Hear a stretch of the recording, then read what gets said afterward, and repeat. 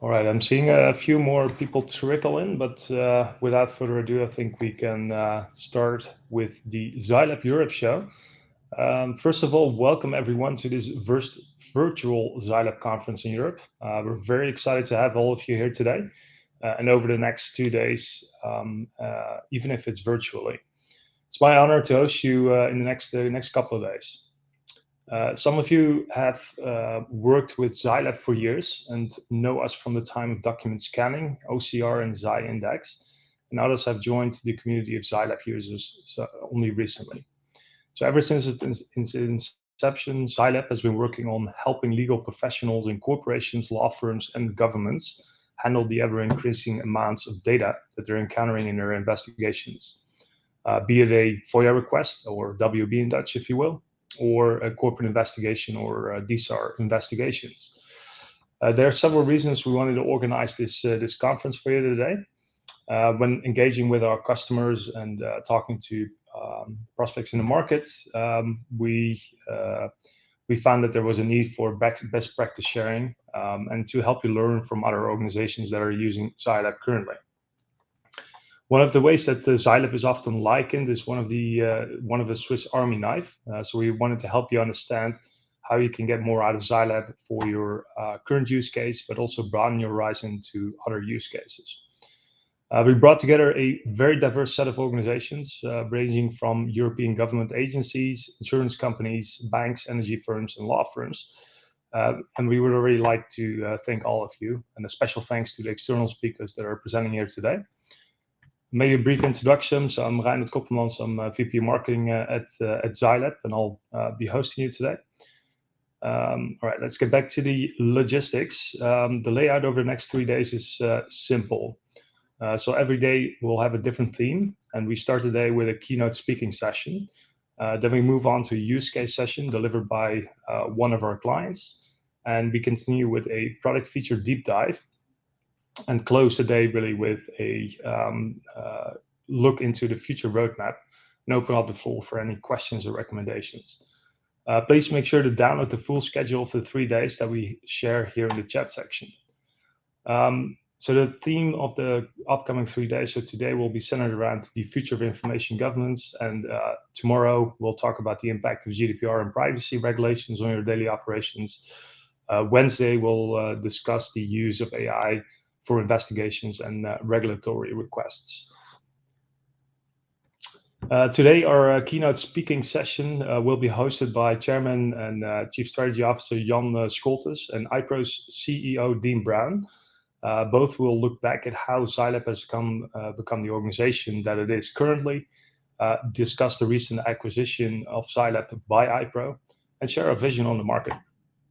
At 11, we'll take a short coffee break. At 11:15, René Kronenberg from EFI will take the stage to share his experience on how to be prepared for external audits, especially in a highly regulated industry like pharma. At the end of the session, we'll have a 30-minute lunch break, and then we'll be back with Frédéric Bouget, VP of Product at iPro. He'll be demonstrating some exciting new developments in information governance, and how in-place early data assessments can help you reduce costs dealing with ever growing data. At 1300 hours, at 1 o'clock in normal time, ZyLAB's CTO, Jaron, will take a sneak peek on how all the exciting new features and capabilities that the data science and IT teams are working on. So lastly, one remark on logistics. During all 3 days, we'll be on standby. If you have any trouble logging in or have any other questions, feel free to reach out to this phone number or webinars@zylab.com. And then now, without further ado, let's welcome to the stage Jan Scholtes and Dean Brown. Okay, super. Well, Dean, great for joining me. So together we're going to tell a little bit about the history of ZyLAB and the future. We don't want to be stuck too much in the past, but I was asked to give an overview of history, of the rich history of ZyLAB, and let me share my screen here. And there we go. And then at a certain moment in time, Dean will take over from me, and tell you more about what we have envisioned for the future of ZyLAB. So these are exciting times. As you all heard, ZyLAB was acquired by iPro, and Dean is iPro's CEO. I used to be the chairman from ZyLAB, but I was still announced as chairman. That's not 100% correct. So I now have another role at ZyLAB, one that's named the chief data scientist. Ryan Milligan is the chairman, but that's just a side note. But anyway, welcome everybody. I already saw on the list of people participating that we have people from all over the world. We have customers from many different backgrounds, governments, we have corporates, we have law firms, we also have regulatory agencies. I even noticed that there are some folks from the United Nations here, so that's so great because I'm also going to talk about all the great things we did there. So that's me, Chief Data Scientist for ZyLAB and iPro, and there's Dean, CEO from iPro. So ZyLAB's history, the beginning. Now, many people think I'm the founder of ZyLAB, but nothing is less true because I'm not. ZyLAB was founded in 1983 in the United States in this beautiful little village called Buffalo Grove, Illinois, which is it's a suburb of Chicago. And it was actually founded by these gentlemen, the one on the right here, Scott Woodard, who worked at AT&T Bell Labs. You may know that the famous or infamous Bell Labs is the organization which invented Unix. It also was very important in the whole world of telecommunications. It's where Claude Shannon worked, the inventor or creator of the information theory. If you use your cell phone today, you should be very thankful to Claude Shannon because all of the logic is invented by him shortly after the Second World War. And these were the folks that in 1983 felt that not only for Unix, but also for the PC platform, which was brand new in 1983, there should be a full text search tool available to search the data on your hard disk. So very basic. They saw the need for this text retrieval solution, and they created an inverted file search system. And our first customers were very similar to our customers and clients today. It was the FBI, law firms, corporate lawyers, patent lawyers, regulatory investigation, but also the United States Navy was a very important funder of ZyLAB in the beginning, as they had enormous amounts of digital information, not only from operations, but also from user manuals, from weapon systems, which they all digitized and made searchable with the what we then called ZyIndex application or ZyIndex tool or utility. It was a small program, shrink wrap program. But it was already used for investigations, legal search, and many of the same applications as we see today. This is the part I found actually September 2nd, 1983. So recently we had our 38th anniversary, and you see there it was called ZyLAB Corporation and the ZyWord Corporation. So there's some old stuff here from the Illinois company records. Anyway, if you are interested in this history, take a look at these videos. There's a great video from 1994, which is all about e-discovery, but the word e-discovery is not used because the word e-discovery did not exist in those days. So if you want to see what ZyLAB did, look up these old videos on YouTube. And there's also some clients of ours that are mentioned in that videos, and there's also some other videos from some famous people or infamous people that you can find. Anyway, so what happened afterwards? 1993, I joined actually ZyLAB in 1988. I met Scott Woodard, and I was really impressed by his technology. At that moment, I came out of the Dutch Navy. I worked mandatory as a lieutenant in the military intelligence department, creating software for searching very large amounts of text for various applications. And I ran into ZyLAB and I thought this was a great product. So after my military service and my PhD, I decided to continue working with ZyLAB. And one of the things we did is we adopted the ZyLAB technology for the many languages we have in Europe. So this was giving us a huge competitive difference over other companies, because if you want to search in text and you don't support the local language, you don't support the local character sets, then that's not going to fly. And together in that effort, we also ran into our first really important, but also high profile customers. And what you see there, the top right, is the UN War Crimes Tribunals building from the ICTY, the International Court and Tribunal for former Yugoslavia. And there we could really show what we were able to do, because the languages that the Yugoslavia Tribunal had to deal with were not just the normal European languages, but it also contained like Serbian, Bosnian, Cyrillic, Roman versions, Croatian, and we helped them to digitize their entire evidence department, but also to search it and to share the information with the lawyers, to share it with between the prosecution with the court. And if you remember that there were these court sessions and all the judges were actually behind screens, well, this was in 2000, the first fully digitized court in the world. And then later we actually copied this model to other tribunals. And I noticed that one of them is also here, the tribunal in Cambodia.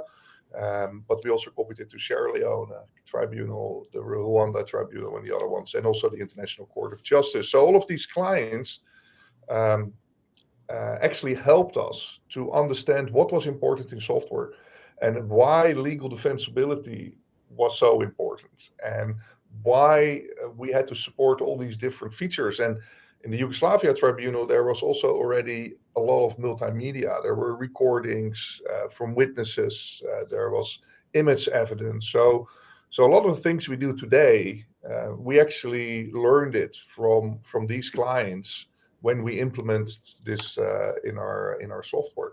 And then you see our old buildings there. We didn't occupy the whole building. The one at the top there, at the right top, you may have been there.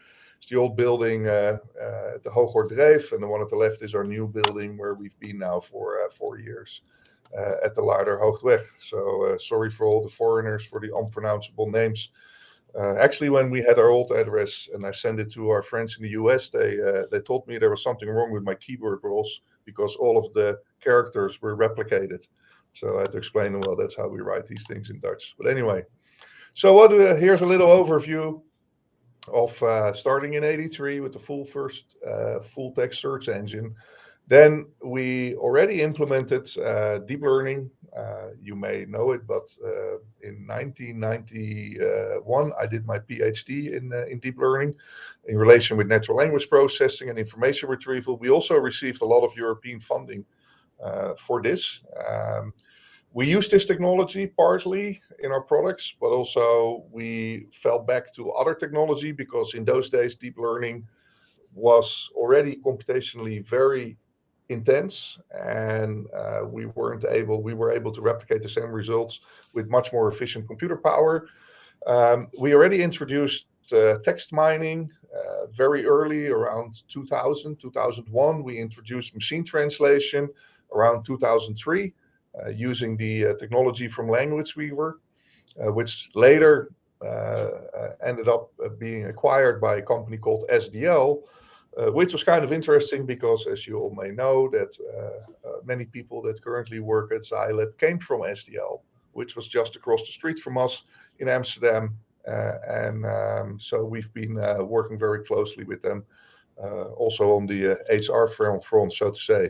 But anyway, we started building in sentiment mining, phonetic search for audio.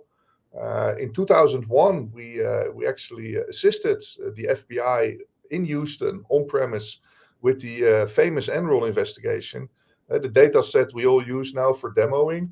Well, in 2001, ZyLAB employees, some of them are still working with us today, were sent to Houston to help the FBI digitize very large amounts of evidence for the Enron investigation. That's also when we started working with phonetic search for audio, visual search of images, machine learning based search, or assisted review, which we implemented over the years. And then slowly, we moved into where we are today, and where we use topic modeling. We have various ways of visualizing information. As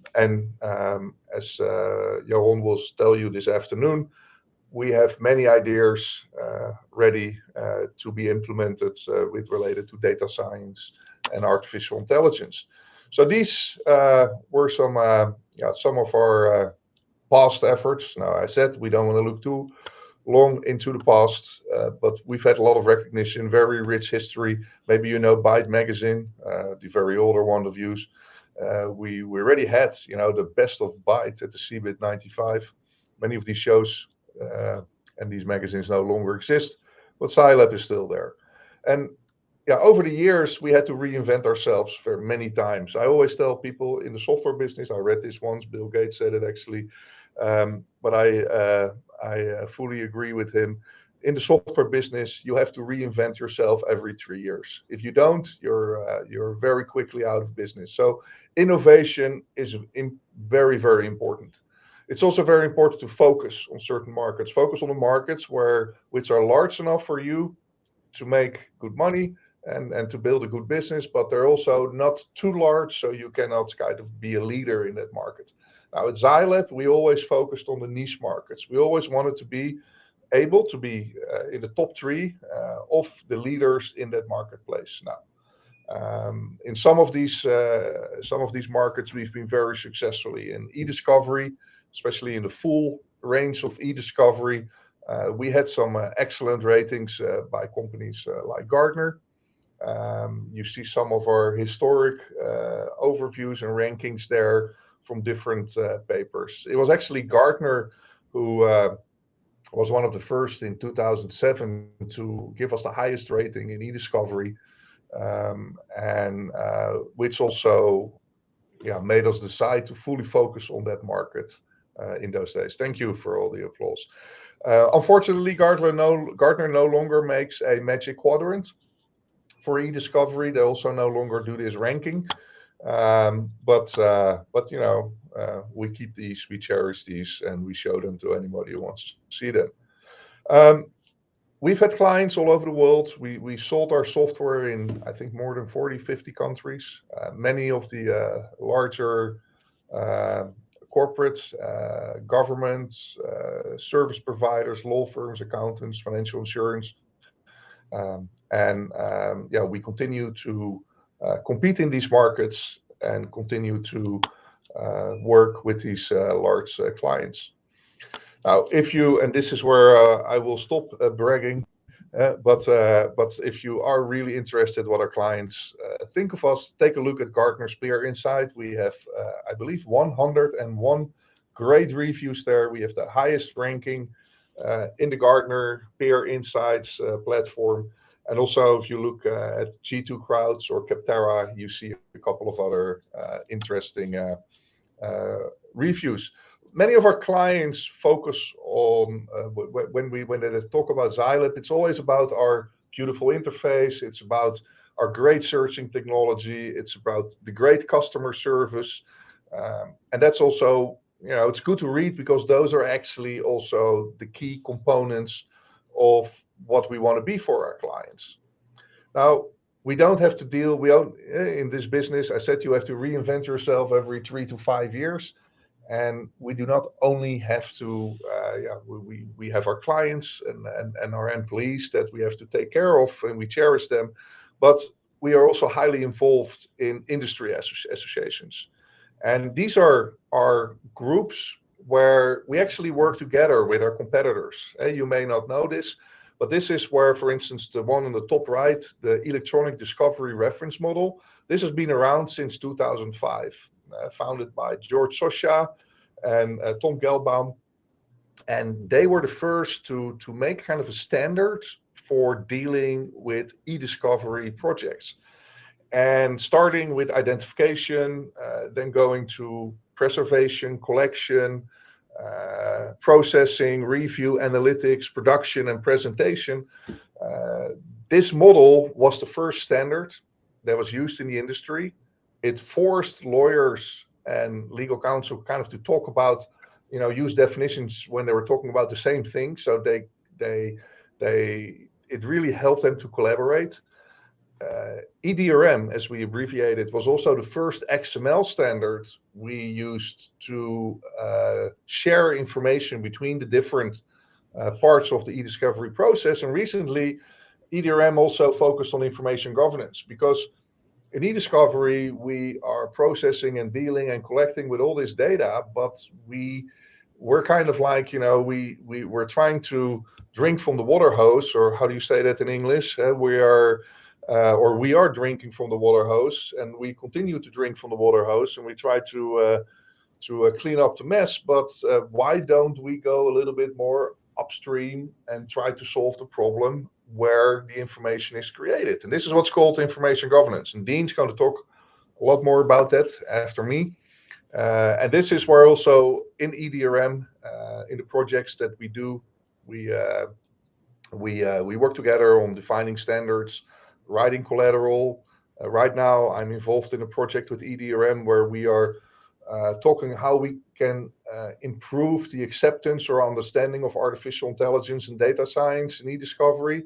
So we're creating collateral, explaining it in terms and terminology that legal counsel and lawyers understand.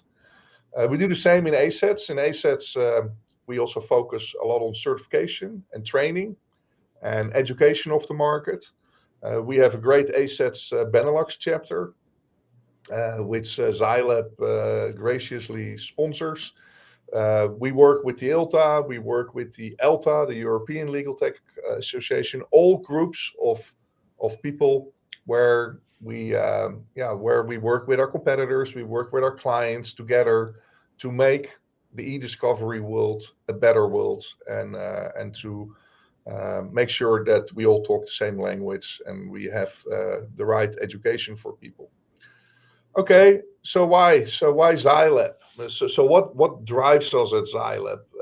What drives our strategy, or what has been driven our strategy? Now, first of all, we have decided several years ago to go full, for a software as a service company. Software as a service, SaaS, is the most cost-efficient way to share or to use technology, especially for e-discovery, because e-discovery comes in these you need everything or nothing. It's like one day you need to process a terabyte of data, and then the next day, the next month, maybe you have nothing to do at all. So it's very inefficient if you have to buy hardware and resources for those peak moments. And that's why SaaS is so incredibly economically interesting in the e-discovery world. We also try to understand the business of our clients. We try to understand how to support their workflow, or even better, we try to understand the workflow of the client so the clients can do it themselves. DIY, do-it-yourself functionality. We want to help you. If you need help, we'll be there. But at the end of the day, we want you to do it yourself. We want you to upload your data. We want you to process it. We want you to do the analytics. We want you to review it and to do the production. So if you can do it all yourself, that's how you stay in control of your data and of your e-discovery budgets. Very important is that ZyLAB, we want to enable you to find more relevant data than any other product on the market. We want you to find, if there's smoking gun there, if there is something in there, we want you to find it. And that's why we use smart search technology. We call it smart fact finding. We use AI, and all of these techniques we've tested, we've implemented ourselves, we've developed themselves. Because if you use this new technology, especially in an environment where most users are very conservative, or they don't really understand technology, or they don't want to understand technology, or they don't want to use technology, whatever is part of their agenda, it's very important that this technology is defensible and explainable. And this is what we've worked at ZyLAB on, what we call smart defensibility, legal defensibility. And especially today with all of AI algorithms not being completely transparent to our end users, um, users that are seeing that AI is outperforming humans, but they don't really understand why and how. If we want to make sure that our users are willing to use this technology in a sensitive area such as legal applications, we have to be sure that we can explain how this technology works. Not only from a mathematical or usage perspective or implementation perspective, but we also have to make sure that our technology is complying to the law, but it's also compliant to ethical standards. And that's one of the things I'm going to talk about on Wednesday, a little bit more in detail in how we do that at ZyLAB. And then, of course, I've said SaaS in the beginning of this slide. If you say SaaS, you also say security.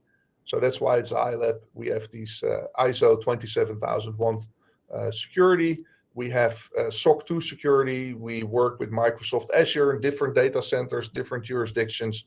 And I'm saying this very quickly now in less than a minute, but this is where we spend an awful lot of our time.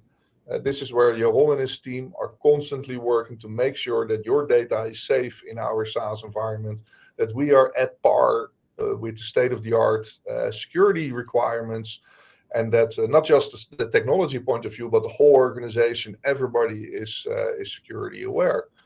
And this is where at ZyLAB we spend a lot of time and a lot of resources in making sure that this stays the way as it is right now.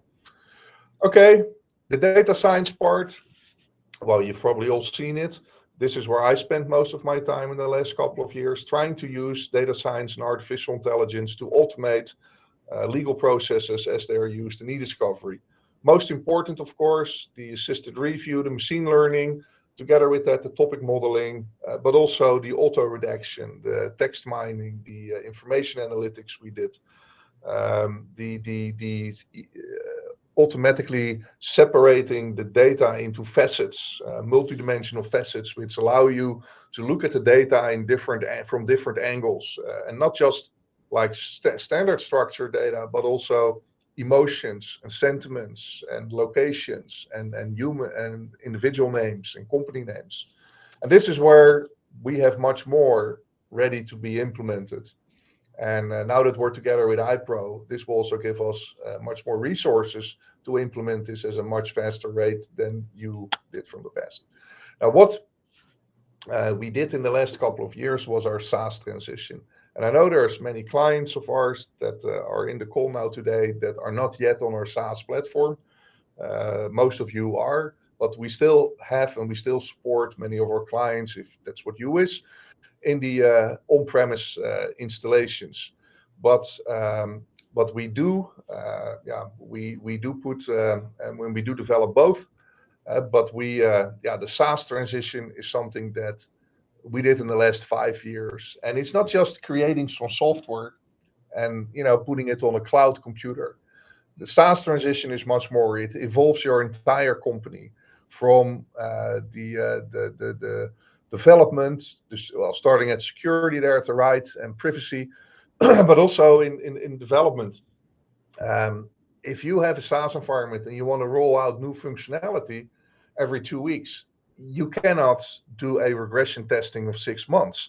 You have to kind of develop software which is testing itself. And it's a completely different way of developing software. It's the same with operations. Instead of going on premise, installing software in a client environment, you are running and maintaining environments of thousands of customers remotely. So all of these things over the last years, we had to change. And then if you are going to commercialize or market this type of technology, it's also different. It's a different sales cycle. It's a different marketing. You have everything is different when you go to this SaaS thing. And this is where especially Dennis did a great work. Dennis van der Veken, our previous CEO, in the last couple of 5 years, helped us to go through this SaaS transition and change the entire company into a fully SaaS aware company. And then here, one more slide on the ISO certification. Now, that having done on the one hand on the technology side, the other thing that we did the last 5 years is focus completely on the customer use cases that we noticed that our clients were supporting. And e-discovery is a very broad field. You see the word e-discovery there in the center of this slide, that gray box. But e-discovery consists of internal investigations or handling regulatory requests, whether you are a regulatory agency or whether you are a company involved in competition investigations or environmental investigations or other type of regulatory investigation. It deals with litigation and arbitration, mainly in the US, but also in Europe. This is becoming more and more um, uh, a point of or a topic where our technology is used. You have to deal with GDPR, with privacy, data protection, subject access requests. That's a whole new ball game that started a couple of years ago in 2018, but is getting grown up very rapidly. And it's also a major concern for corporates and governments dealing with these requests from consumers, asking them, "What do you know about me? I want you to forget about this," or making sure that the employees of a company don't store personal data on their file systems. All of this is where technology can help. And then, of course, criminal investigation, always a major task for our clients at ZyLAB. And recently, a market where we've been very successful, the Freedom of Information Act market, or public records request, as it's called in the United States. FOIA is also used in the UK and Ireland, and in the Netherlands we used Wet Openbaarheid Bestuur. And this is something which has completely surprised the Dutch governments over the years.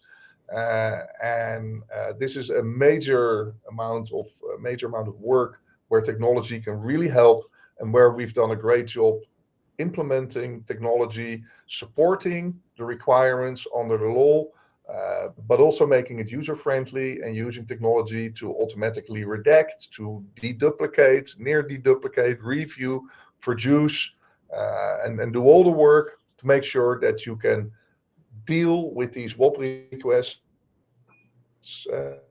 more efficiently, better, higher quality, without making any errors that will get you noticed by the Dutch newspapers. Anyway, this is very important.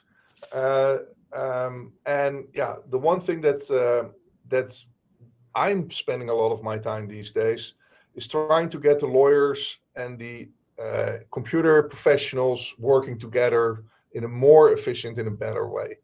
Because we see it's kind of like, there's these two areas. On the one side, there's the legal professionals. On the other side, there's the IT folks, and they don't really talk to each other in the same language. Actually, they talk in a very different language with each other, if they talk at all. And we want to make sure that not only do the legal professionals understand the technology, but we also want to make sure that the technicians understand the legal and ethical requirements. Because in both directions, there's a lot of unknown. There's a lot of, okay, I don't know it exists. And if I don't know that it exists, I also don't recognize it. And this is where I spend a lot of time now at Leiden University, where we have created a course on legal technologies and legal defensibility. And that gives me the great opportunity to combine it with what I am still doing in Maastricht at the other university, where I'm working on algorithms and text mining tools. And by bringing those all together, because only if we make technology defensible, only then will it be used and will it be accepted by our society. And this is a very important task that we have to work on. Looking at that, and I'm going to talk much more in detail about this on Wednesday morning, you have to deal with the law. You have to develop software which is compliant with the law. It follows the law, and the law can be different in different jurisdictions. And if you deal with a multi-jurisdiction case, you have to be compliant with all the different laws and all the different jurisdictions, which can be quite a challenge.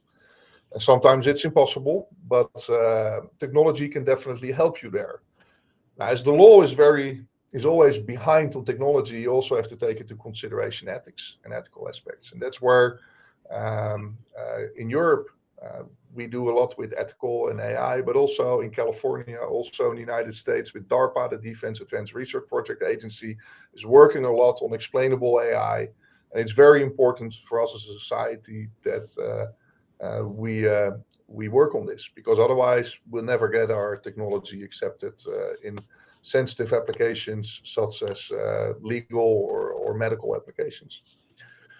But a large part of the defensibility and responsibility is also in the algorithms and the mathematics. Are we using the right model? Do we use the right mathematics? Have we used simplifications that are acceptable? And this is where data scientists have to explain to legal professionals what they're doing, and that's a huge challenge, because they speak very, very different languages. They have very different backgrounds. And then if the software is implemented, how do you implement your algorithm? How do you test it? Do you test it against noisy data? How is it trained? How is the quality measured? This is very important for product managers, but also for software developers and for corporations such as ZyLAB. And then at the end of the day, how are you as an end user going to use the technology? Yeah, we can build in all those safeguards, but if you don't use them, if you don't use like hashing, or you don't check the chain of custody, or you don't use our reporting, then you could be at risk for being challenged by opposing counsel that you don't use the technology the way you should have done it. And you don't want to be there, believe me. Now, having said all this, this is where we are. This is what we've driven. It's been a great long journey. But there's much more to it, because the e-discovery problem has not been solved. And I digged up this old picture from the past. This was from ZyLAB, 2005 or 6, I think, or anywhere in that period, where we already explained that e-discovery is not just a reactive process. It's also a proactive process of retention and disposition schedules and information management, or information governance on the right side, where you clean up the house. And on the left side is more like the reactive part. And this is where I want to give it over to you, Dean. So you can share your part of the vision to our end users here in Europe. And actually, people, you may not know it, but Dean is calling in from Arizona. This is not a recording. He's here live. So it's 1:30 in the morning for him, right, Dean? So be nice to him. Thank you, Jan. And I feel like I get smarter every time I listen to you. So thank you very much for the information. And I think you're also going to run the slides for me. Yep, So we can go ahead and move forward. There's already a question that popped up for us, Jan, which we can come back to as we finish up. Or if Yaron is on, he can also, I think, answer some of Frank's question. But yes, I am calling in from Phoenix, Arizona, 1:30 in the morning. When it is daylight, that's the front door of the iPro headquarters. What's more important is we are now with ZyLAB, a truly global company. You see the locations up here. We have offices in the United States, Canada, obviously Amsterdam that many of you are familiar with, but also a thriving office in Germany with some amazing customers. What I haven't put on here is also a very, very vibrant network of partners, especially in Australasia, to do a great job supporting us. So well over 250 people now, well over 1,000 customers. iPro, very, very similar personality to ZyLAB, which has made it for me such a great merger. iPro also well over 35 years old now. So for all the things Jan walked you through about the growth of ZyLAB, it is stunning to me to look at, because it's very, very similar to the background of iPro. So I'm not going to walk you through the background of iPro. I actually want to introduce you to some of the challenges we see that Jan alluded to, and to some of our customers. Summing up all that Jan has been talking about, which again is fascinating for me because it's a convergence of what iPro is already thinking about. And everything Jan mentioned, it's really how do we give you insights into the data to allow you to make great decisions, whether you're going into court, whether you're trying to delve into an internal investigation, and increasingly giving you insights into the data earlier. As Jan mentioned a couple of times in his presentation, e-discovery tends to be reactive, drinking from that fire hose that Jan mentioned. What we as a company with ZyLAB, iPro together, and also a series of acquisitions that iPro has made with a company called NetGovern a year ago, is to try to inject those insights anywhere along that EDRM process that Jan mentioned, increasingly injecting the insights earlier and earlier to allow you to be proactive when you can, and incredibly insightful and effective when you need to be reacting to a potential litigation, etc. Let's move forward, Jan. Yep. So just a little bit of introduction to me and to our company now. If you enter my office, I'm not a great decorator, pretty boring internal decorator. I only have one thing hanging on my wall, and this reproduction from Banksy is actually the only thing hanging in my office. I'm very change positive. As Jan mentioned, if we don't reinvent our company, and I believe ourselves every few years, then stagnation takes over and entropy follows. So I love this painting from Banksy. I think it engenders a lot of what we in this industry need to keep in mind. And I like it too because it gives me a juxtaposition. We work in a fairly a fairly late changing approach to markets. We work in a pretty conservative area, right? To Jan's point, when we deal with AI and we deal with data, it needs to be absolutely perfect. So we have to be a little bit careful in our approaches to change. We have to be very thoughtful, very careful, very methodical. But our world is changing around us. Let's go ahead, Jan. So a little bit from one of Thomas Friedman's works, and this is an adaptation. I absolutely believe that point about change and the world changing around us. And the graphic is very simple, right? With the explosion of data around us, and everyone on this call lives this every day, our ability to consume and process that data as humans becomes more and more limited. We have a couple of choices. We can kind of give up and throw up our hands, but as professionals, that's not really an allowable choice. We can work harder, which all of you are, or we can work differently. And Friedman's point here is our best way of coping with this is to learn how to iterate and learn and relearn as quickly as possible, as opposed to brute forcing some of these issues. But that's still not enough. Let's go ahead, Jan. So to introduce you to some of our customers, 13 petabytes. So there is a customer in Los Angeles.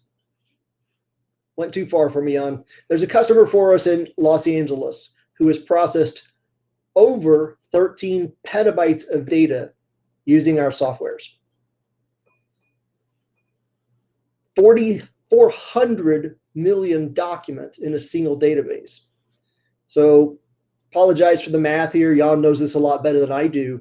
1 petabyte, if you put that into MP3 songs, I think plays a little over 2,000 years. The Library of Congress in the United States, they have a component of the Library of Congress that is called the American Experience, where they've digitized essentially. Now, obviously, we in America have a very short history, but they've digitized the American history. It's less than half this number. This is a customer. It's one of you who deal with these every day. 13 petabytes, and that's the scale of the software. The software can consume this, ingest it, process it, and make it available to you. It doesn't necessarily give you insights at this level of scale. We'll talk about that in a minute. Jan? So for those of you who ever get to know me, I do love libraries. I will actually go out of my way when I'm traveling to find libraries. So I love this image, but more importantly, another one of our customers, 47 million records in a single case that went to review. how do humans deal with these kinds of scale? So, no, that's fine. Go ahead, Jan. Another website, and I'm not as geeky as Jan, but I try to aspire to be. There's a website out there that has a dot recalibrated every second for every human life on Earth at this moment. It's currently 7.2 billion-ish dots. And if you go to the website and you were to print it out, it's over 17 US football fields. Stunning amounts of data. But just to give you some context then, a little over 7 billion people on Earth. One of our customers has over 6 billion records indexed via iPro softwares. And to Jan's point a minute ago, right? How do you search into and retrieve information from that and discriminate what is important and not important, etc.? We've been able to give them insights into that data with search queries lasting seconds, over 6 billion records. Now think about all of those questions that I was mentioning in terms of security and insight, and these are stunning levels of scale that are almost impossible to keep up with. I like this chart. Forget which vendor this was from. You can go ahead, Jan. So I can't remember if it's Forrester or one of them, but this chart was done a couple of years ago, and it shows the growth of data year over year in the information sphere. And what's most interesting to me, this chart, when I first looked at it 2 years ago, said that by 2025, we will be creating, 2 years ago, it said 175 zettabytes of information every year, compounding. And I've got the little note down there, 1 zettabyte, 30 billion videos. But just in the last 2 years, they've already readjusted those estimates from 175 zettabytes to 181. Even the analysts themselves are increasingly shocked by the growth of the amount of data that we have to deal with every day. Now, I was having this conversation with a friend of mine the other day, and he said, but a lot of the data is ephemeral, right? It gets created and it goes away. But if you look at the data storage requirements that are being put out, the same trend follows. So yes, a lot of this data is ephemeral, but a lot of this data is being kept, replicated, and made perpetually available. That is all discoverable information, but shockingly, estimates vary. Between 30 and 60% of this data in companies is actually useless. It is either replicated, it's often referred to in the US as rot, redundant, obsolete, trivial data. But it's still discoverable or potentially pulled downstream into that reactive process that Jan was talking about. So increasingly, we are looking at ways to move upstream and help entities deal with this information before it has to be reacted to. Jan? So this is what we were talking about a minute ago. And I'll give you another example from one of our customers. Obviously, it was IDC, by the way, on that last chart. IDC's plotting the growth of data, and we all sit here and we go, yeah, I kind of academically understand that. Another one of our customers, a global e-commerce company that you would all recognize. 33,000 employees. 10,000 of them actively using a product called Slack. And whether you use Slack or Microsoft Teams, it doesn't really matter. But just to give you a little bit of an insight into the kind of exponential data growth that real companies, real NGOs, real LSPs are dealing with.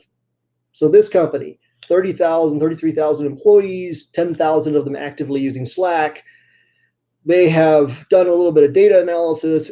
On average, the average employee is generating between 30 and 45 Slack discussions a day. Manageable, right? Until you do the math. Say it's 10,000 employees, say it's 30 Slack entries a day, and all of a sudden you're looking at 6 million Slack conversations a year.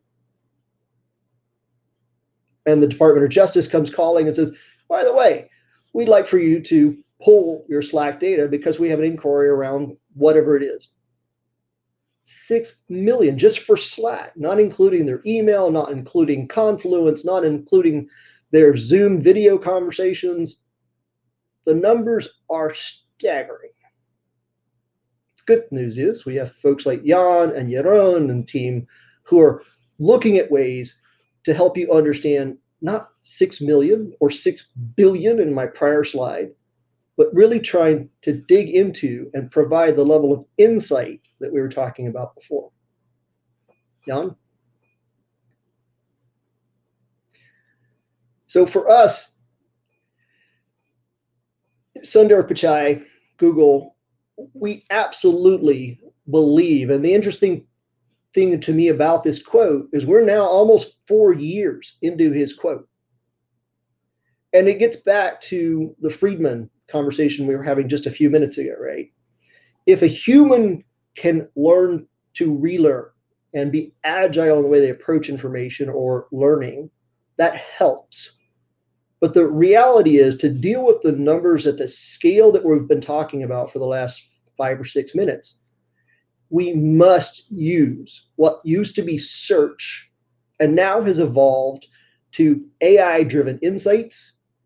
And just as importantly, we must start applying those tools earlier and earlier, because if we wait for that deluge from the fire hose, we will be inundated. There's no way for humans to scale at these levels. Jan? And so that brings us full circle with Jan's slide from 2003 or whatever it was. So one of the things we love about ZyLAB, they've always been at the forefront of pushing these envelopes. In 2003, virtually no one was talking about information governance, especially in relationship to e-discovery, information request, those types of things. A very good book, Dan Heath. I don't recommend a lot of business books. I find them usually pretty trite. This one also, you could probably read the first 45 pages and skip the rest, because most of these business books, right, they kind of retell the same stories to help you reinforce the messaging. But this is central to what I've been talking about. Jan and his team were looking at this 10 years ago. We must move upstream, and that means not just applying things in IG, but using tools to think about problem solving before problems occur. And a great example, right? So the company who has 6 billion records under index, we often think, great, we can grab those now. We can connect to that data. We can pull it into processing and stick it into review and try to understand what's in it. More importantly now, that company has 6 billion records under index. They can run scanning AI to look for issues of risk or to identify information that hasn't been touched in a decade, or that is redundant, or that is trivial. And they can make decisions about that data early, regardless of potential investigation, potential litigations, etc. And so Jan was spot on a minute ago when he talked about house cleaning. We need to call it hygiene, house cleaning, whatever. The more we can do to layer in the tools that we're already developing in e-discovery and inject those insights early, the more we're in a better position to either reduce the friction to move that information or a subset of that information downstream and deal with it in our investigations or in our discoveries, or to add value to the entity, the organization, the corporation early by identifying risks before they become issues. And that's really, I think, the premise of this combined company. One of the things I'm so excited about. Amazing human capital in the ZyLAB team, amazing forward-looking, forward-thinking teams and software. And when we were looking at this partnership with ZyLAB, you have great people, great technology, and frankly, a great customer base. I couldn't be more excited. So that's the premise we're going to keep working on. And I thank you for letting me and Jan kind of bore you for about an hour today. And if there are questions, I think we can jump into them, and I'll let Jan handle all the questions. So we have Frank up there. Uh-oh. Team ZyLAB, a little feedback. Reiner? Yeah, absolutely. Thanks, Dean and Jan, for the inspiring session. Great layout of the vision that you have for the company. Let's see if we have any questions in the chat. So we have one from Frank Papso. How do you work with Cloud Act and Strems 2?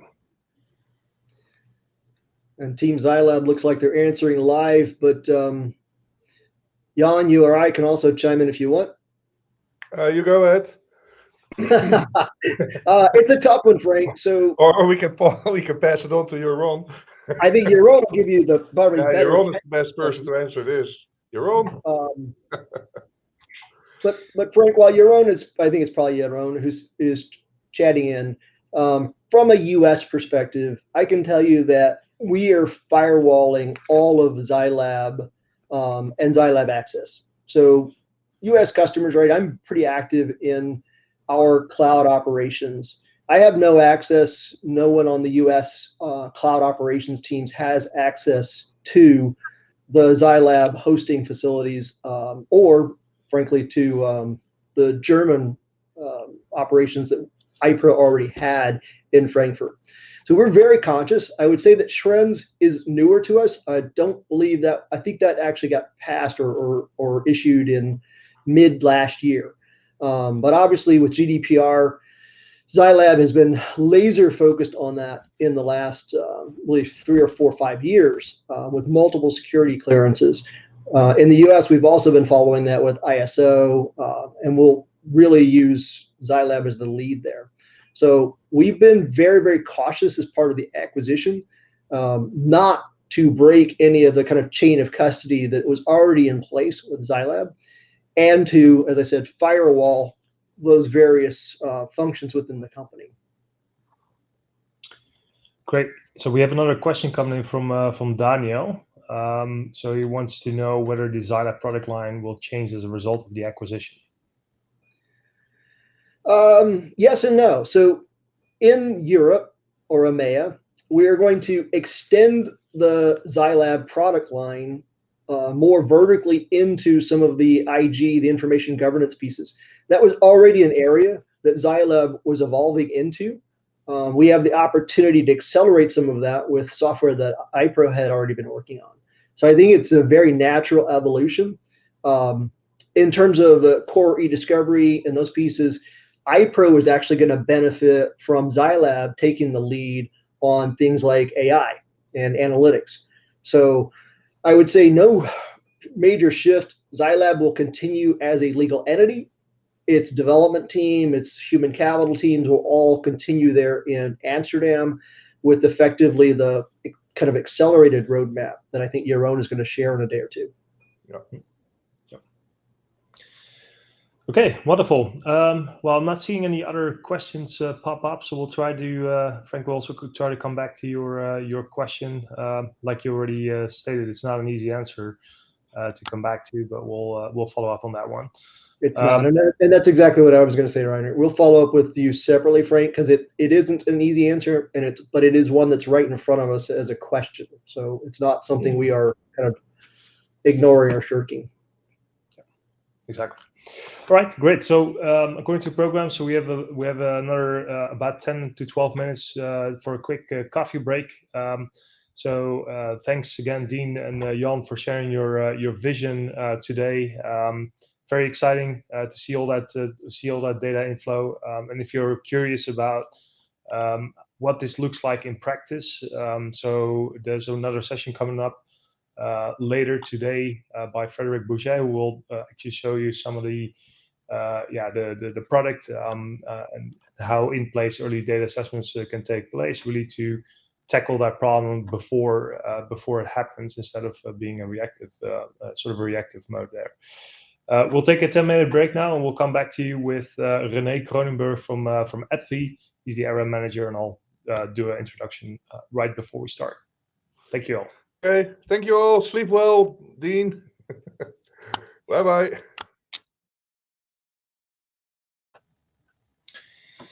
Right, it's 11:15, so time to get back.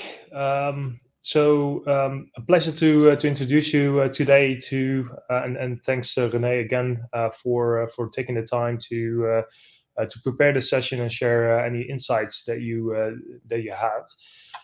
So René Kronenberg today will be talking about the how he's dealing with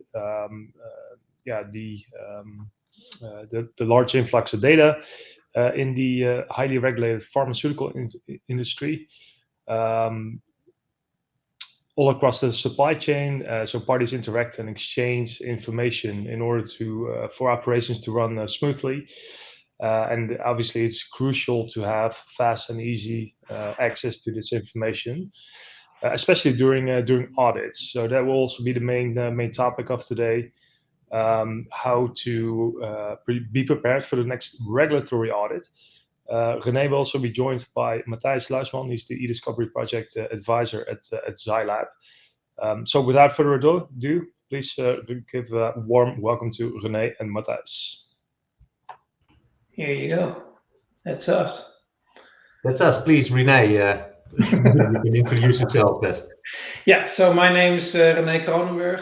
Nice to meet you all. It's a pity I can't see you, but I've looked at all the different companies that are joining. It's quite a list. Nice. I'm the regional manager for supply chain BTS, which is our IT department. On one hand, servicing VLOG, which is the control tower for our supply chain operations, and on the other hand, I'm servicing this whole region on all kinds of supply chain matters. Over to you, Matthijs. Thank you. As mentioned before, I'm working at ZyLAB as a sales manager, information management for information management and e-discovery advisor. And today I will be joining René. I'm his contact at ZyLAB for the ZyLAB 1, or at least the ZyLAB implementation. I'm already giving away some of the presentation by mentioning ZyLAB 1, but basically you're still using the ZyLAB on-premise installation to service your GTC and finance department. But maybe it's good to introduce AppV to our public, because AppV is it's not a completely new company, but it was stated, I think, in 2013, 2014. Maybe you can introduce AppV a little bit more. Okay, if we can go to the slides then. Thank you. So AppV is a global biopharmaceutical, and we have about 47,000 employees. And as you can see here on the list, we have quite a list of conditions that we actually treat with our medicines. And the top one in immunology is actually our Humira medicine. And most people don't know AbbVie, and most people don't know Humira, but actually Humira is the largest biopharmaceutical medicine in the world. And I'm not sure, but I think we sell $13 billion of Humira. So that gives a little bit of an idea. And it has 11 different treatment areas. From psoriasis, rheumatology, Crohn's disease, and all kinds of different diseases. And it's great medicine. It's really important for people. And But we also have, for instance, in the neuroscience corner, we have a medicine against disease of Parkinson's. And if you see the help this medicine gives people who could hardly function, could not work, could do very little. With our medicine, they can actually function normally. The only thing that they can't do is swimming. For the rest, if they get this treatment, these people can just live like everybody else. So that's great. So yeah, I must say I'm very proud to work for this company, and as Matthijs already said before, and I will come back to that later, we are actually quite a young company, but these medicines are around already a little bit longer. So we treat 52 million patients in 175 markets, and we have quite ambitious visions and mission statements, as you will see on the next page.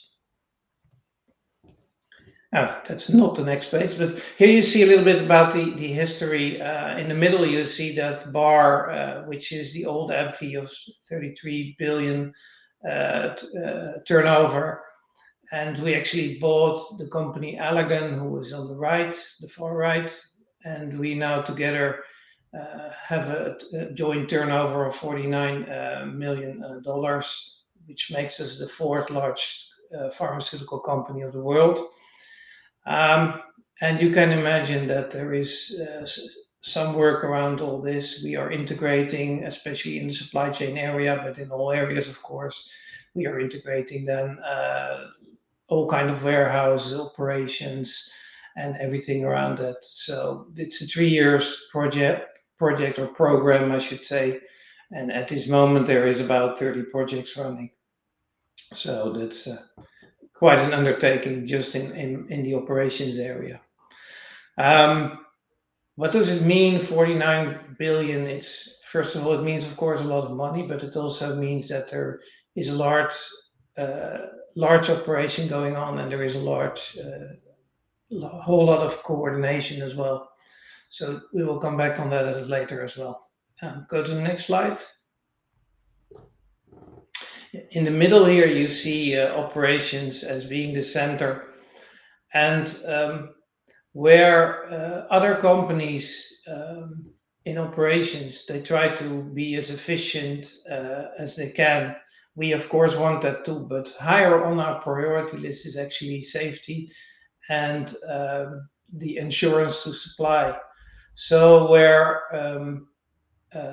most companies are very concerned about data leaking and things like that, if you talk about cybersecurity, there we are obviously just as concerned, but we are even more concerned that one of our operations would actually fail because of a computer hack or another malfunction in the IT network. So in an already very regulated world, we also are very stringent and very cautious ourselves, and we have extensive business continuity plans, resiliency plans, as we call them as well, where if an operation fails, we always have backup plans ready and ready to execute. And so far, we never needed to execute them, but we do have all those plans ready, because insurance of supply is important, because you can imagine that if we cannot deliver life-saving drugs,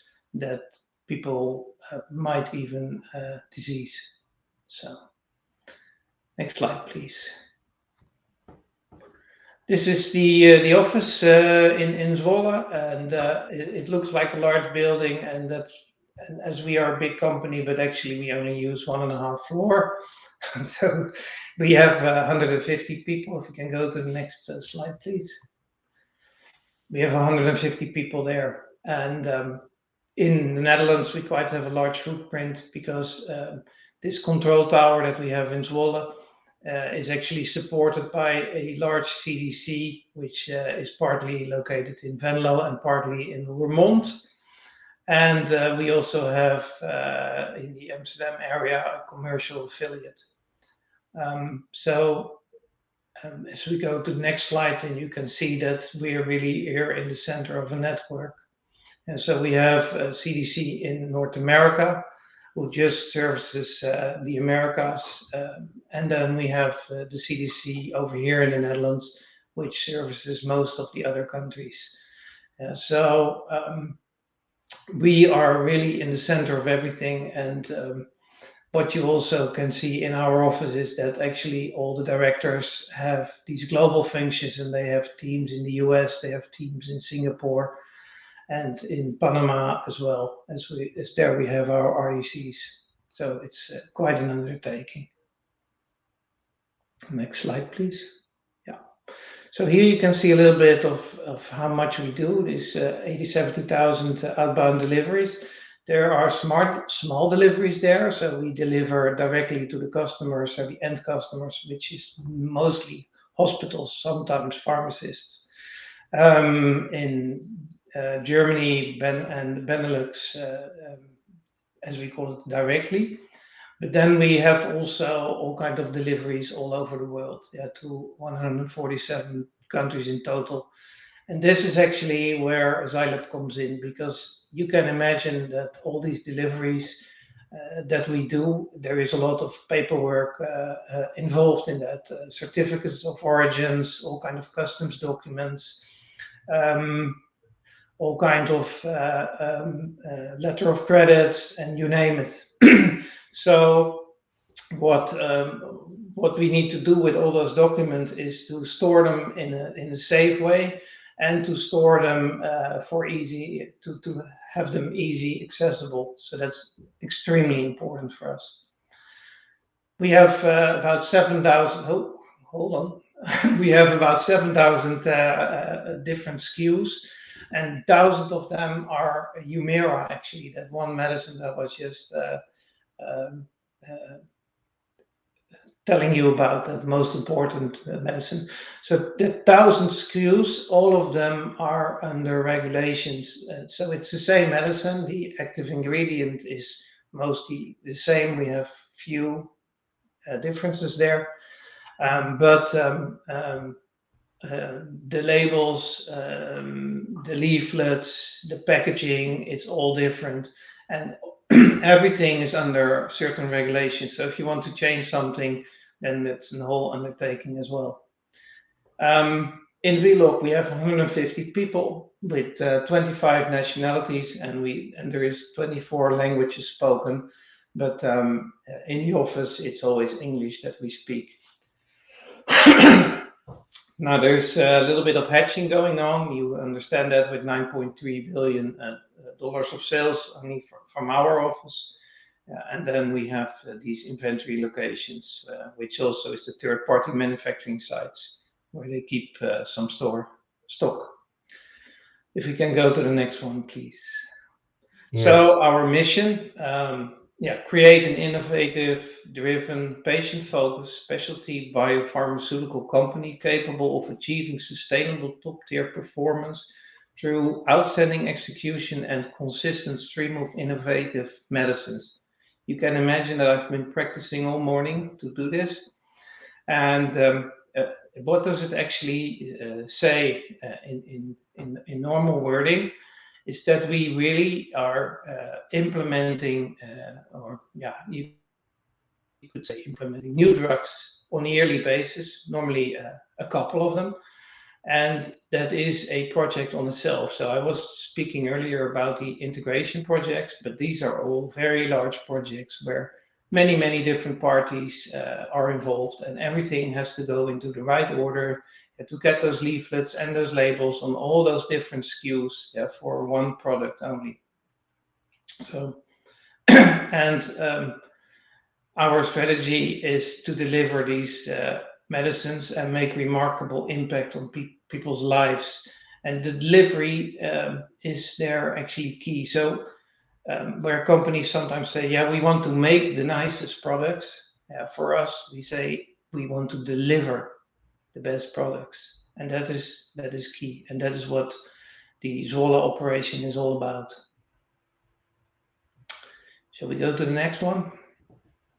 So we have this whole operation, and actually this slide, the first lines already told you a lot about it. But if you then talk about what is ZyLAB and what are the challenges, I think Matthijs, you prepared a couple of questions. Yeah, if you look at, let me go back to the one before.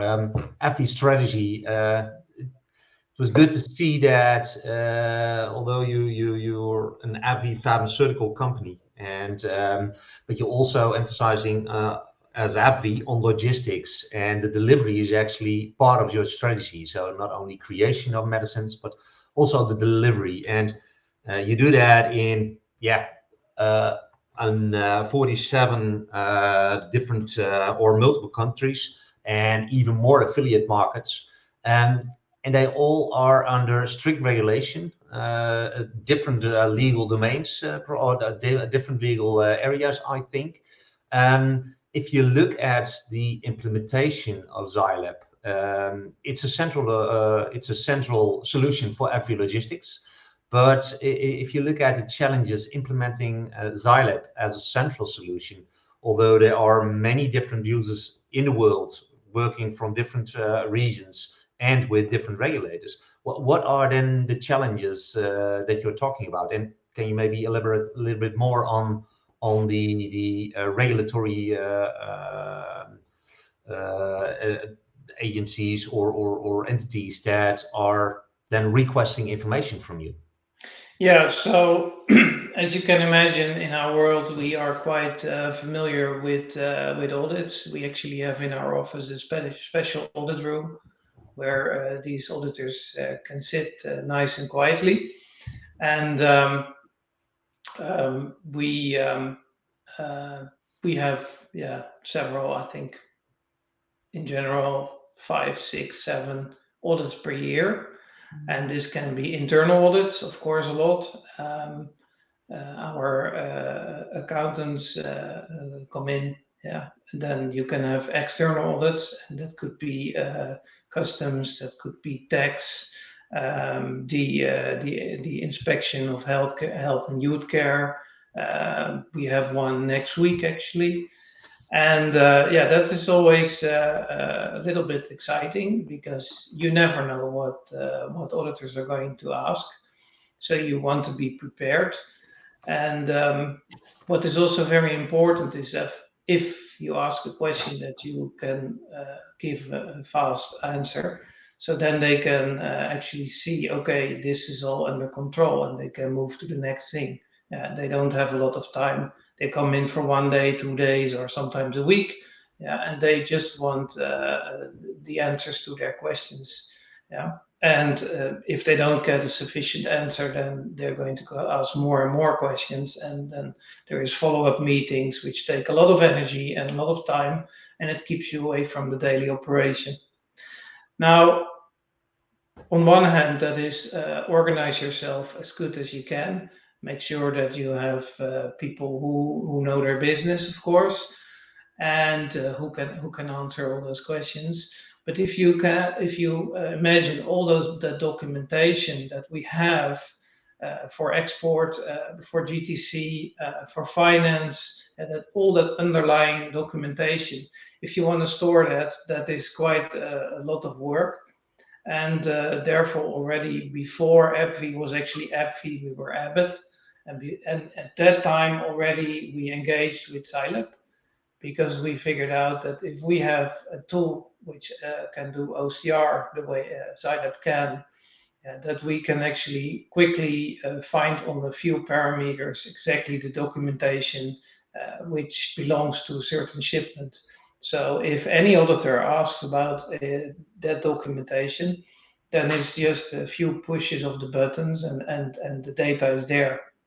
So this data is actually scanned if it is paperwork, or just filed if it is already digital information in different locations all over the world. And it's very simple actually to implement it once you have the central solution ready. it costs us like half an hour of training, of which most of the time is introducing ourselves and people getting themselves introduced, because it works very, very simple. It's very intuitive. And in the countries we just use the normal printer scanners that every office has nowadays to scan if it's only limited paperwork that needs to be scanned. Then we don't even buy special scanners for that, and we just use that remote locations to immediately get it to the right place. And of course, they also have access to their own data, and centrally we can access all the data. So that is quite nicely organized. And is it that because you were talking about central audit rooms, 6 or 7 in Zwolle, but because the data is not only available, of course, from a central location, but it's available from all the affiliate markets, all the locations, distribution locations over there. Is it that the auditors will also visit these locations, or are these locations purely used to process the data that comes out of this logistics, this large logistic process of AbbVie?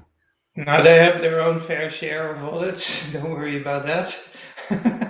But those are not so much focused on the logistics. So the real logistics and financial audits are really in Zwolle itself, but they do have local audits as well. And I'm not sure, but I guess they could also touch on this kind of topics.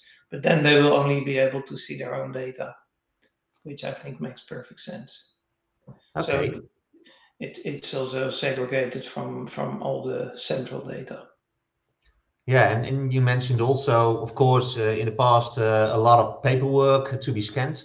Nowadays, a lot of information is digitally born, and this is where basically the e-discovery technology comes in as a supporting technology for standard information management and preparing for auditors, of course.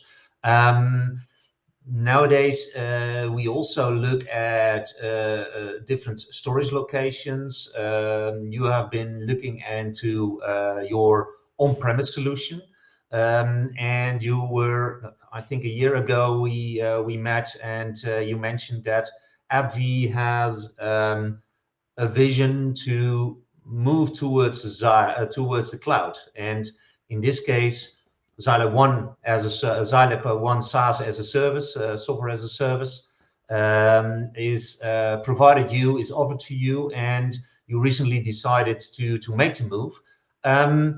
SaaS itself, the cloud, for a lot of companies, it sounds scary, especially in a world as audited, as regulated as pharmaceutical world is. What was the process of deciding to move towards SaaS and the cloud from AbbVie? And then, of course, also the process of selecting ZyLAB once as a cloud solution. Yeah, well, first of all, we wanted to know if the solution was just as good as the on-prem solution, which it is. And secondly, it will save us from the upgrades. And third of all, the ROI, of course. And the external ROI is already good, but the internal ROI is even a lot better because it will save us a lot of time. So that was actually the decision-making process. One of the things, as you know, that our information security department is quite stringent. So we had to do first quite a few things to actually get approval to implement. And the whole cybersecurity part was covered quite well. And actually, it was a walk in the park. Normally I have a lot more problems getting new companies on board, so that was really great. And I think people should not be so scared about SaaS at all, and especially also if it is smaller companies or bigger companies. what you see a lot is that also big companies do get hacked, and it's big in the news everywhere. And I think it's also quite logical that it's easier to hack a big company than a small company, because there are many more endpoints. There is a lot more vulnerabilities that have to be covered. So you can have a large organization for your information security, but there is also a larger area to cover. So in the end, it's all about having the right measures with the right scope. So well, we found out that was all quite well covered. So then and the ROI is good. So that was actually why we are now in the process. And what I also like is that we have now a 12 weeks project, which is now taking place, and yeah, 3 months to move from one area to another area, and at the same time have an upgrade. That's not a lot of time as a duration. And currently for us, it's like a weekly meeting and a couple of things that we need to arrange in the background. And for the rest, everything is done by you guys. So quite happy with that. Yeah, and in the meantime, you still have to be prepared for regulators, information requests, and so on. So I think that in these 12 weeks, basically the support for the on-prem solution is continuing, and the data will still come in, and then hopefully later this year we will be ready to invite the auditors to come over and do the same checks that I do right now, but then serviced from ZyLAB 1 in the SaaS. Yeah. If you look at the ZyLAB 1 as an application and e-discovery in the e-discovery technology in general, what do you think is it servicing you in providing a solid solution, but also as intuitive as possible for your end users, so that trainings and so on, although you still have to do them from a compliance point of view, of course, but you want to from a cost perspective keep that as small as possible. What does e-discovery mean as a technology for you if you look at this process? Yeah, I think I already explained that currently, even if we have to switch on a remote location, we only have to spend like half an hour to train people. And I understood that is not going to change from what I've seen. So yeah, that's just quite a big benefit. Because people don't want to spend a lot of time on things like archiving. It's in that for that matter, it's just one of the many jobs that people have to do. So if it's easy to understand, then you can implement it easily as well. So for us, I don't think it will be a big change moving to SaaS at all, from what I've seen. Okay, that's was a very good story. Thank you very much. I think that if we let me stop sharing in this case my screen. We go back. Reinder, I think it's good to check if we have any questions. Okay, they're already in the screen. The first question I have, René, what would you describe as the best benefits since you started using ZyLAB's platform? I think it might be answered already, but... Yeah, I think the biggest benefit is that you don't have to think, where do I store certain documents in...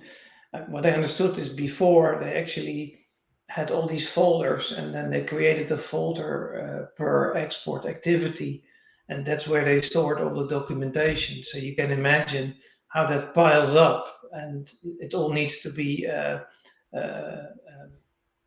put into the right files at the right time. Yeah, because an export shipment and the whole building up of that documentation can take weeks, even a month or longer, and documentation becomes available during time. Yeah, so then every time that something comes available again, then the next step needs to be taken, and you need to store it in the right location. So if you make a mistake there, then it's very hard to find back, because in a normal filing cabinet, and then you only have the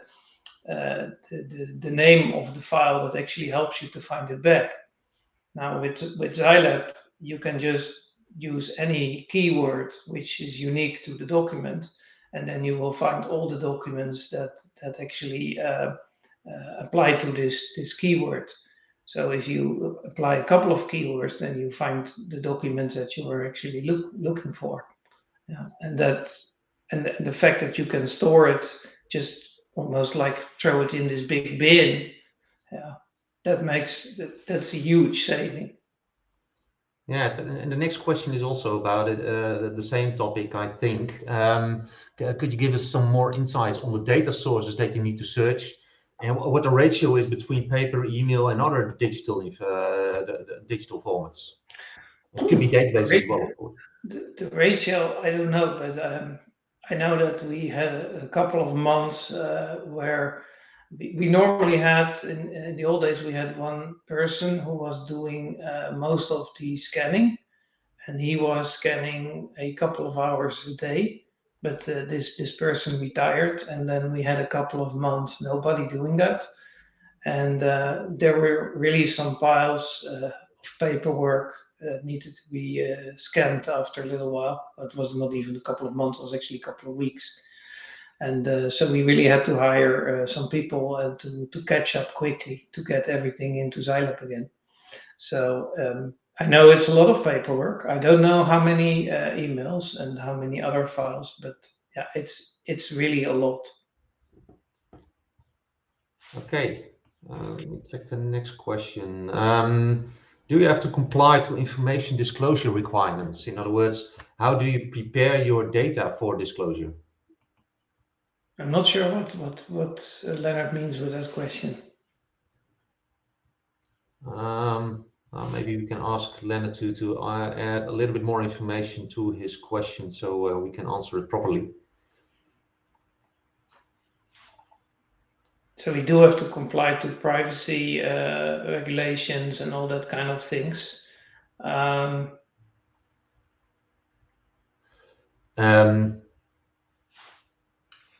Yeah, it could be that it also with the GDPR in mind, that when you disclose your information, is it actually that you disclose your information, or is it that you just use the information to answer the regulatory requests? Yeah, and all these files are only stored because we really need to store them for all kinds of financial transactions and logistical transactions.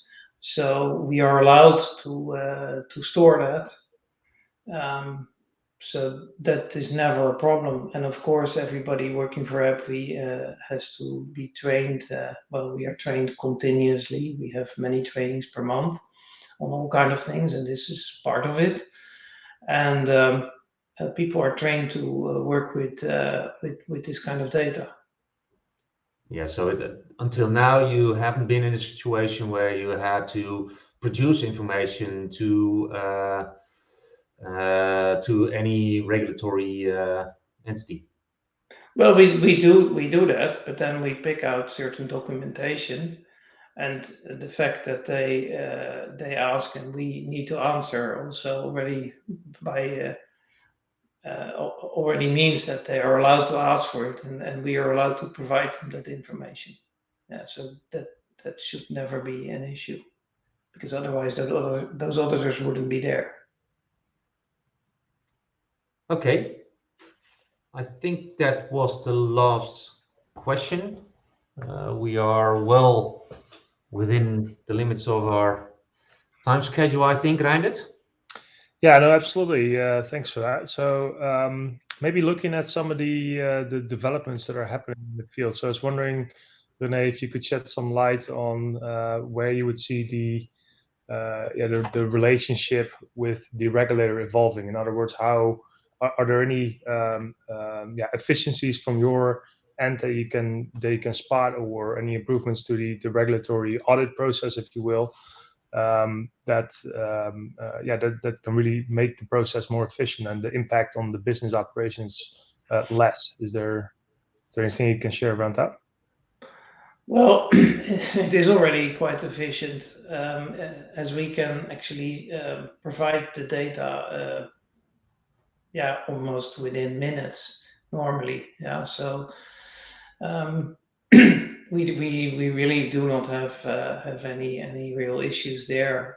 And these processes, we have those auditors coming in, and they sit in that room, and they have a question, and then the right people are asked to reply to that question.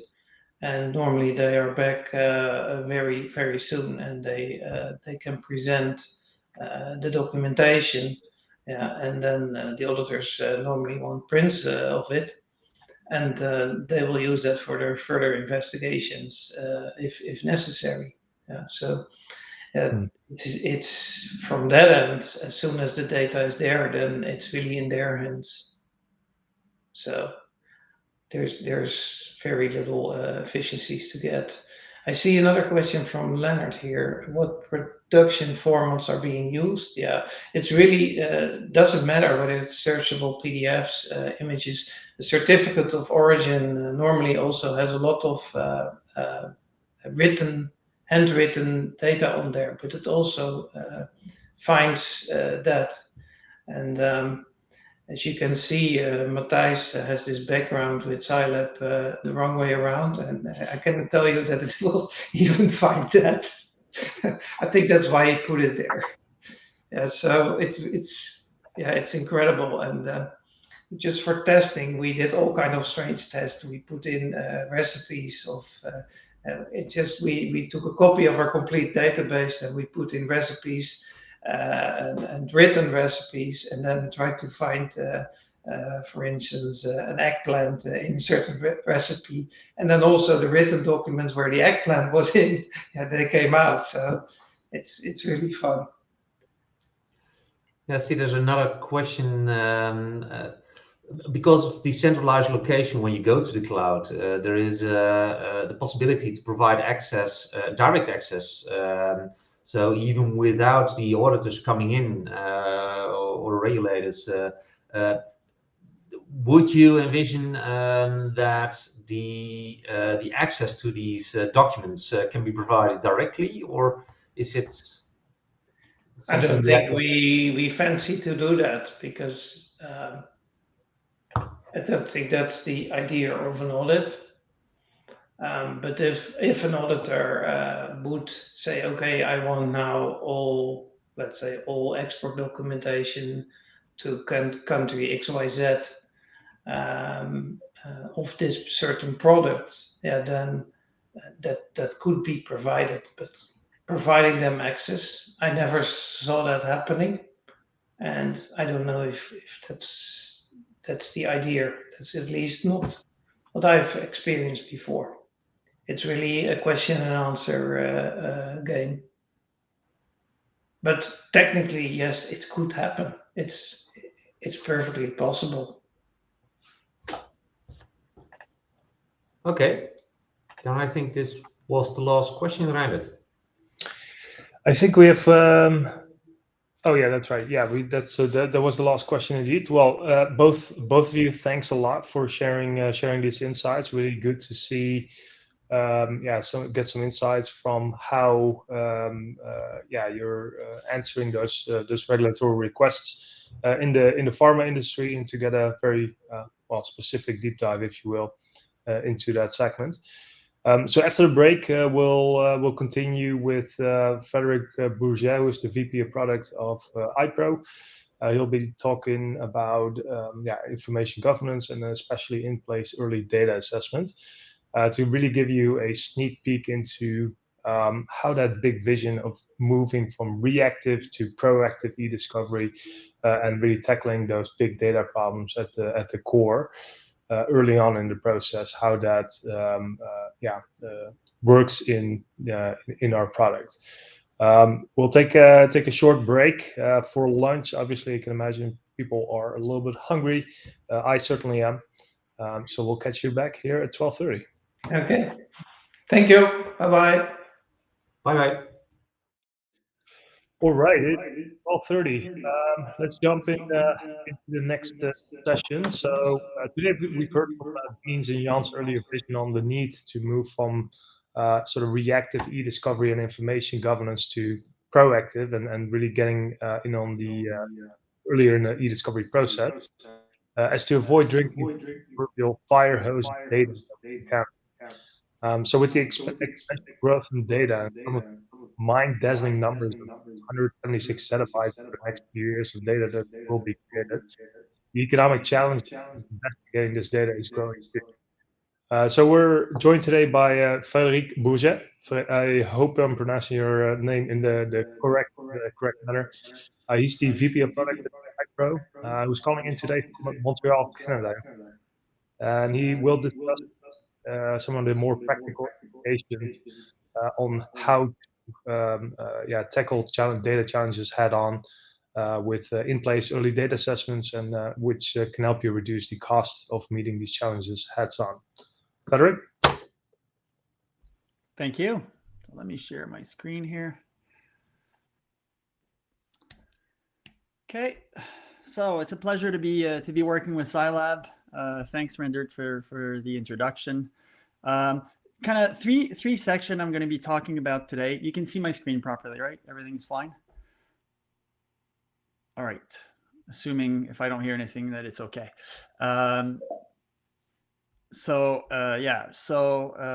Perfect. So what three sections, we're going to talk about the problem that we're trying to resolve, and how that happened over the last few years. I'll show a short demo, and then we'll move on to what does that mean in terms of how we change the way we do investigations and any discovery and the like. Okay, so so how did we do a collection? How did we go about getting data for review in the past, right? First, we'd start with who was involved, right, and find out who are the people that are involved, our custodians within specifically our problem, our case, the investigations that we're trying to do, and then we would ask them, hey, what happened? And kind of get high level, what are the different places they might be storing data that's relevant to what we want? And we go and collect that. And typically that would be emails, right? We'd pull from emails and we'd pull from file systems or SharePoint sometimes. Maybe bring in some paper, maybe copy in a few laptops or disks from laptops. And we'd process all of it.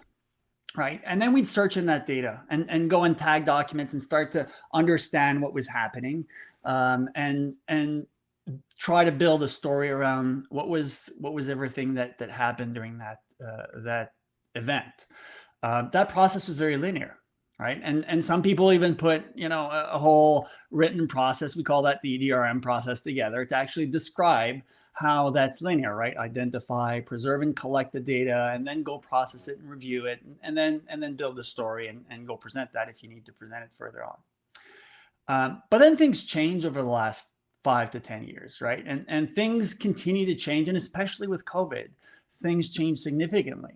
And if you look today at our organizations, right, the average enterprise today will use 1,400 different cloud services. And that sounds hard to believe, but the reality is,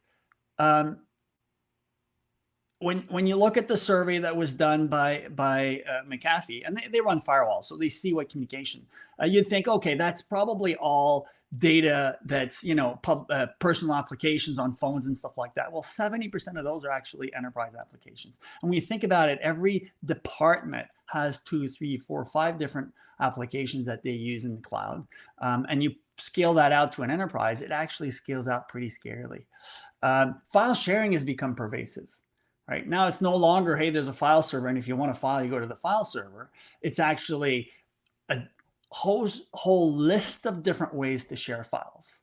right? Going from sharing a file in Teams or Slack, sharing a file in SharePoint, on our OneDrive, on our Box, right? All of these different ways to share files with people are being used in our organizations. And if you combine that with the fact that enterprise data, right, is set to grow, according to IDC, is set to grow 42% per year over the next 2 years, that's scary, right? That's a lot of data, and that's a lot of places to look for. Okay, so what else has happened? Well, that one's obvious, right? This is an email on the left side. This is a chat on the right side. So how are our search tools, how are our review tools supposed to work with that, right? That's a completely different set of data. And if you look at it from a human perspective, our speech has changed significantly, right? The way we communicate with people has changed significantly. On that middle picture, right, you have a chat. People don't call each other anymore, right? People don't write long emails to explain everything, right? An email used to have context. It used to have everything, the whole conversation, right? It started with, hey, I'm writing to you because, and then it would end with, hey, this is what I'm expecting from you, with an explanation in the middle of your thought process and everything.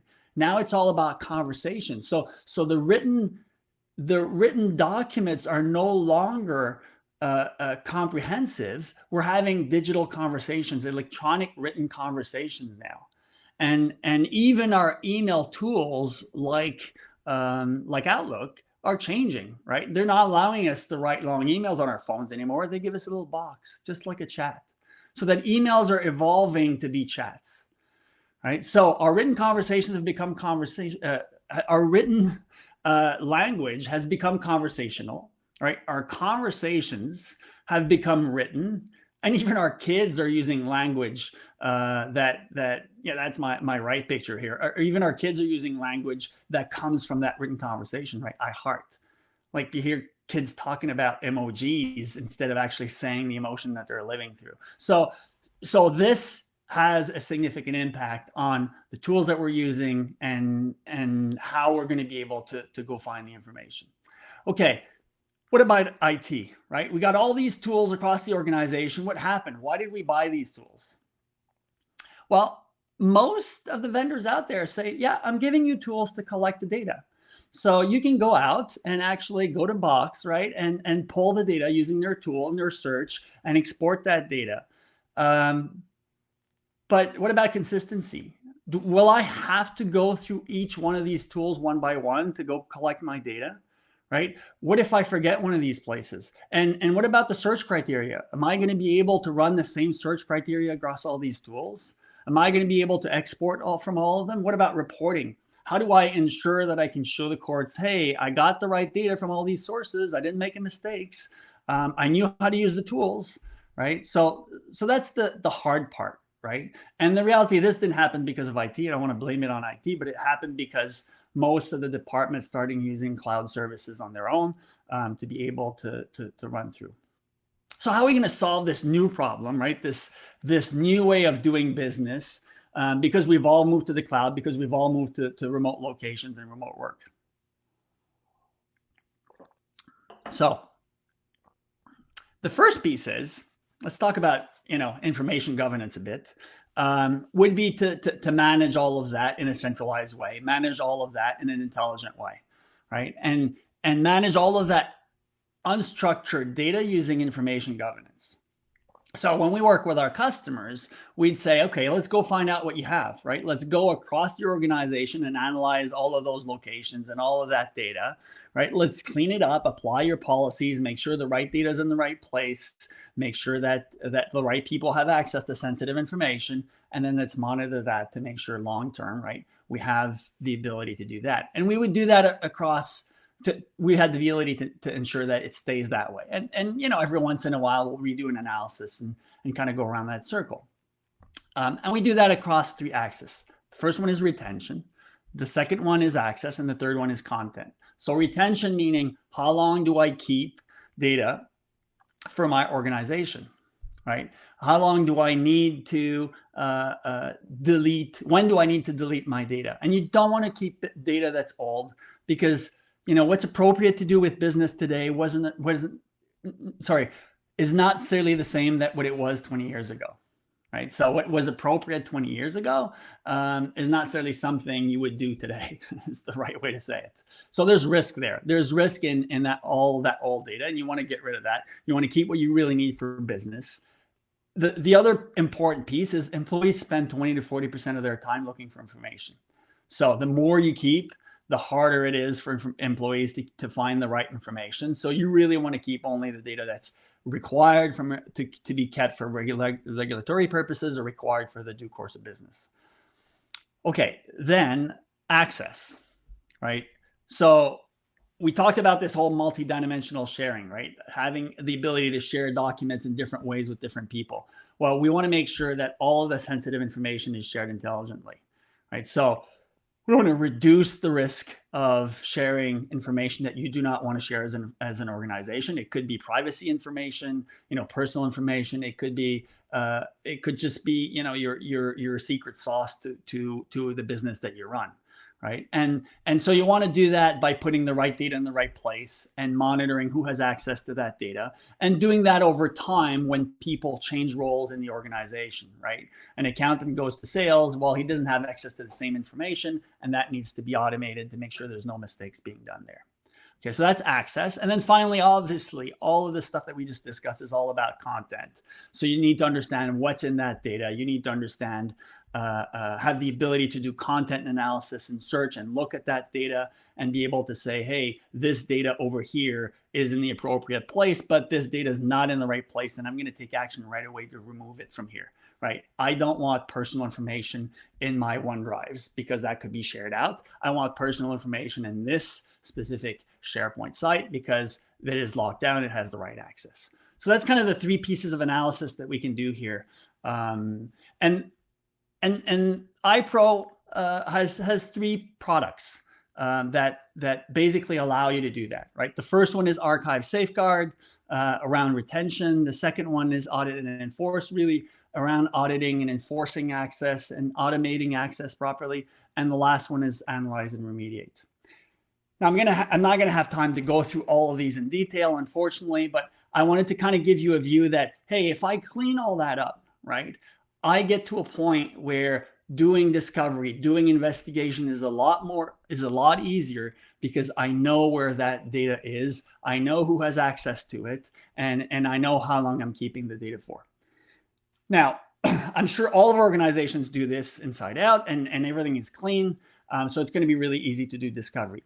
But whether it's easy or not, we still have the need to actually go in and connect to all of our data sources to be able to pull them, right?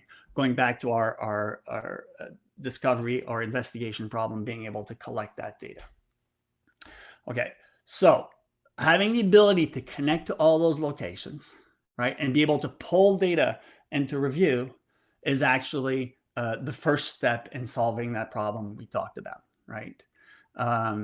So that allows us, right, and the whole industry is going there, right? And that allows us to collect a lot more data a lot faster. Now, that does increase costs in terms of review, right? It does increase costs in terms of, and timeline mostly, in terms of being able to get to the story, get to the relevant facts. So we don't necessarily want to increase the amount of data that we're collecting. We want to do that in an intelligent way. And that we'll call live EDA or smart collections, right? The ability to see the data before you collect it, to search in that data before you collect it, right? And to investigate what has happened even before you've actually looked into the data, right? So the first piece is, okay, I want to read and understand documents. I want to have the ability to filter what I need, right? And see the impact of those filters before I even pull data. I want to be able to navigate the story, make an early call, right? Understand what's in those documents. Am I seeing something here that's a trail that I need to follow? And then I want to be able to promote that to review, right? So all of that circle, doing it in more of an iterative way, have the ability to actually read documents, have the ability to filter what you need, make the story, promote the review, start reviewing these documents and go back. Hey, looks like I found a document that's relevant. I didn't have that. Let me go back and pull more documents in that are related to that document. Okay, so that's our live EDA capabilities, right? That's our early data assessment, and that's what I'm going to show you in the demo. All right, just before I go to that demo though, I just want to bring another topic that I think is important in terms of the overall capabilities that we have here. And that's around legal hold. That's around being able to ensure that we don't lose any data that's relevant to our investigation or to our legal case, right? And it's important to make sure that we're doing this right. And we're bringing tools with the live EDA that will allow you to do that in terms of capturing and collecting data, right? So if you were to go and capture the data that's relevant, you want to make sure that that data is in a legal archive, that you have proof that these documents were kept preserved in the right way, that they're digitally signed, and that they haven't been changed, right?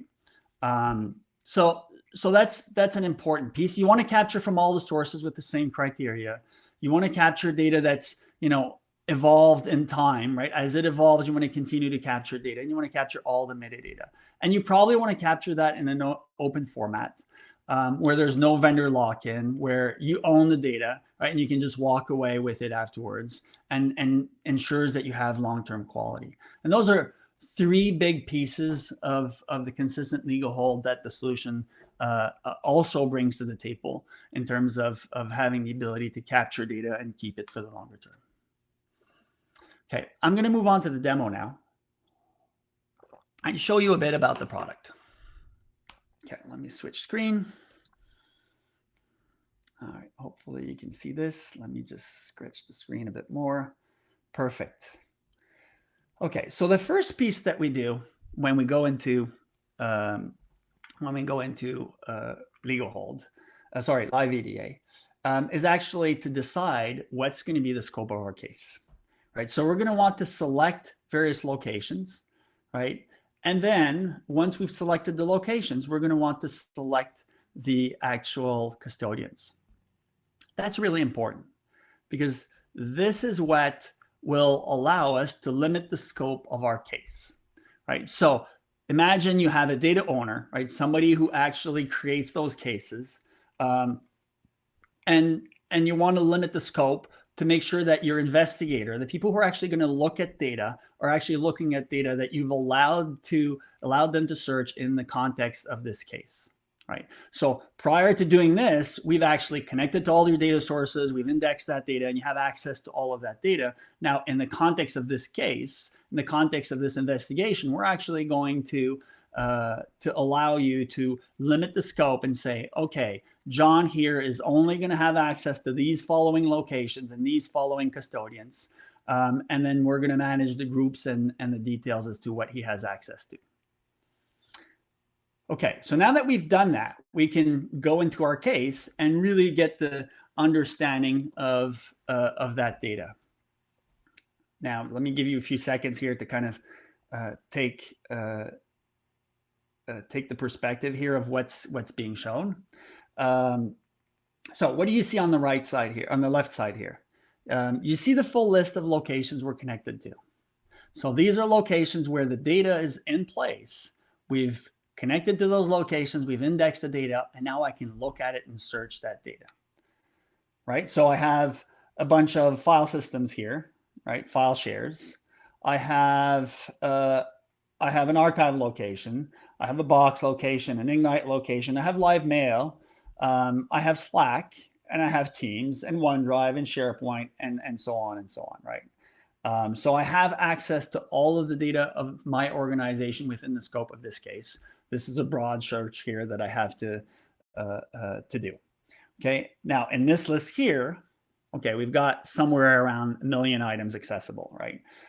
In this case here, I actually have the list of those documents, and I'm able to see those various documents within the actual system itself. Okay, so let's look at one of these documents for fun. So for example, I can look at my chats, and hopefully that will load and load the conversation. So what it does when you go to load conversation or to load an actual document, it actually goes to the source systems, right? Because we don't have a copy of those documents yet. it goes to the source systems, brings them in, and shows them to you directly into the product here. So wherever those documents are. So wherever those documents are, you have the ability to go see them. And you'll see in the chat here, you'll see little emojis, you'll see attached files, you'll see replies, right? And the whole conversation that actually happened in a stream. You'll also see properties from those documents, right? From this document. So you see, okay, there's two, this is a very small document, right? This is the size, this is who it was sent to. And various information that's relevant, but that allows you to start, building the thread of what the documents are and how they are working. It looks like the network is back here at high speed. So on the back end, I can go back into my case, which I'm more familiar with. See if that loads.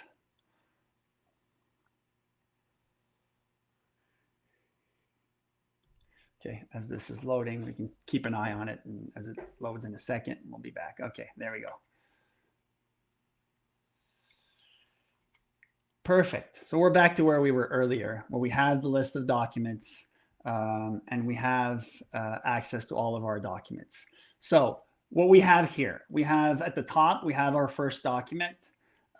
We have the preview of that document. Like I said, it goes, downloads the document, brings it up, and actually displays that document directly into our system here. So you have the ability to actually look at documents, even though they're not copied, they're not stored. You have the ability to look at also with the properties, right, who it was shared with, right? So in this example here, we have the password list.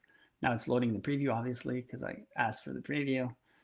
But if I look at the properties, I have the ability to look at, okay, how many documents, how many people were these actually shared here? And if I click on it, I'll get the list of people who've actually been shared with. At the bottom here, I have the different locations. So I can filter by location. And I can say, okay, show me only the documents that are in Ignite, for example, or show me only the documents that are in file systems.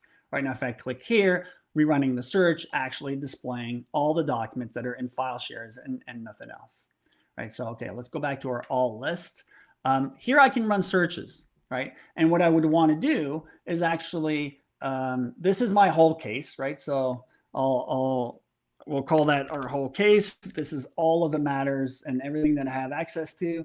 We'll create another tab and we'll run a search here to be able to say, to be able to find our data. So the first one we'll run a search will be around Sue, because we know this is an investigation around wrongful termination, and Sue is looking at going after us for wrongly terminating her. So we'll look for Sue Adams, right? And what you'll see here is that when I type these words, the searches are really, really quickly, right? We're searching millions of documents, and within sub-second across all these locations and a consistent search, I get results. And that's really important, because now I don't have to go to these different locations. I don't have to pull that data. I'm looking directly in these locations and able to pull the data right in. Okay, and then, okay, this is kind of our first search. How would I go about doing that? I know I'm kind of running out of time soon. I would actually go and select these documents here that I feel are relevant. I've looked at a few, or maybe I said, you know what, everything that's Sue Adams, I want to pull that in, or everything that's Sue Adams and termination, and that I could do through a more advanced search, right? I'd want to pull that in.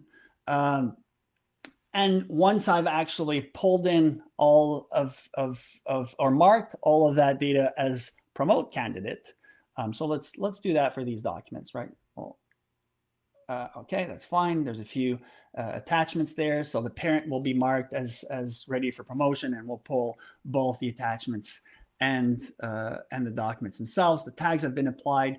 Now I'm ready to promote all that data to review, because this is the data that I feel is relevant for my case, right? I didn't go broad and say, give me all the mailboxes for all these people, all the documents for all these people. I've been smart about it, and I've actually searched for a set of keywords, right? Here I've put in a set of keywords. I've put in actually a date range that was relevant to my specific investigation.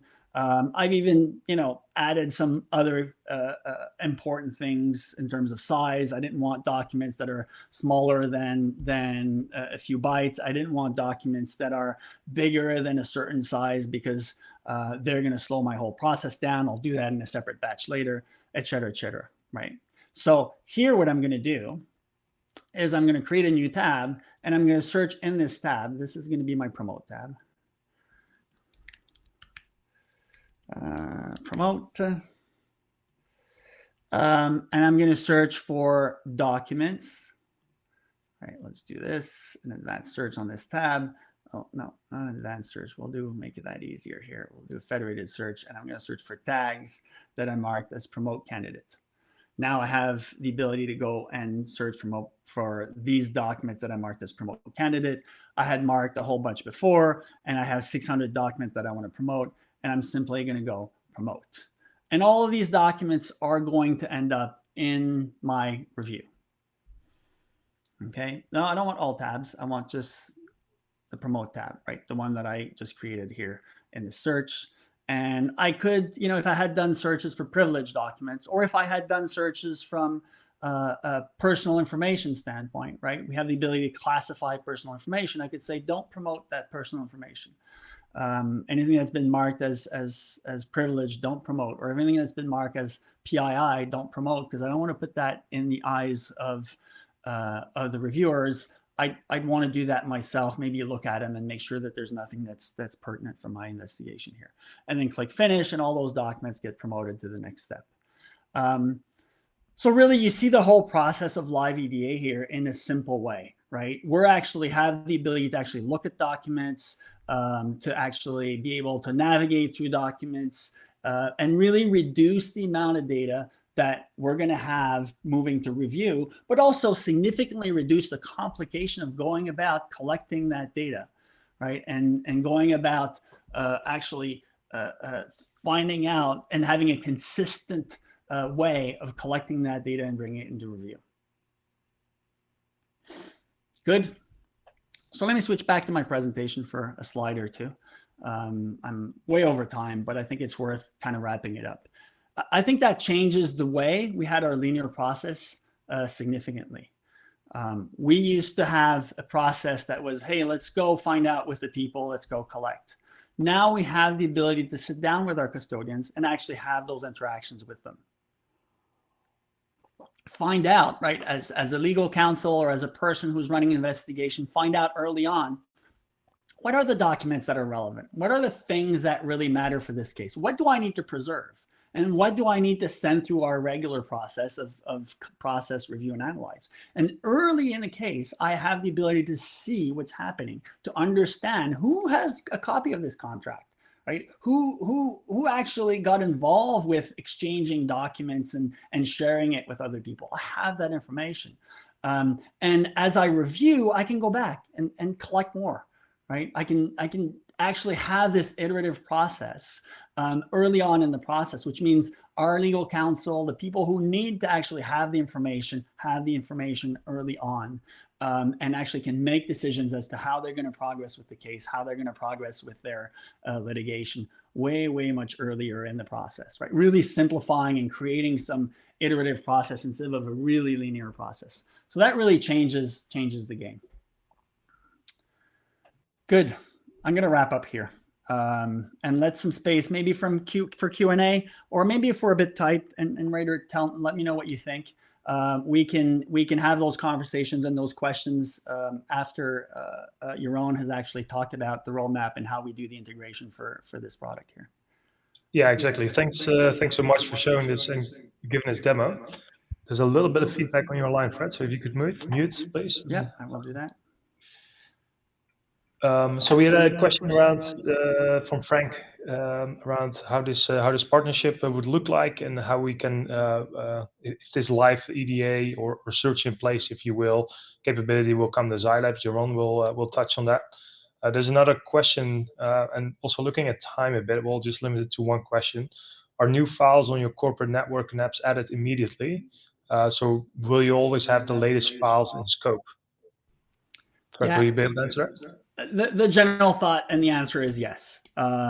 Now, it takes time for obviously files to actually wrap up and come back into the index. So depending on the type of location you have, certain locations, the API allow us to get notification as new files are added in. So they're added in almost instantaneously. Some other locations like file systems, there's no such thing. So we have to actually go around the circle and index those files. So it may take, a few hours to actually get those files in. But within the first day, for sure, you're having all of your data up to date. And if you were to do an investigation for anything that has happened yesterday, you'd have those files in the index for sure.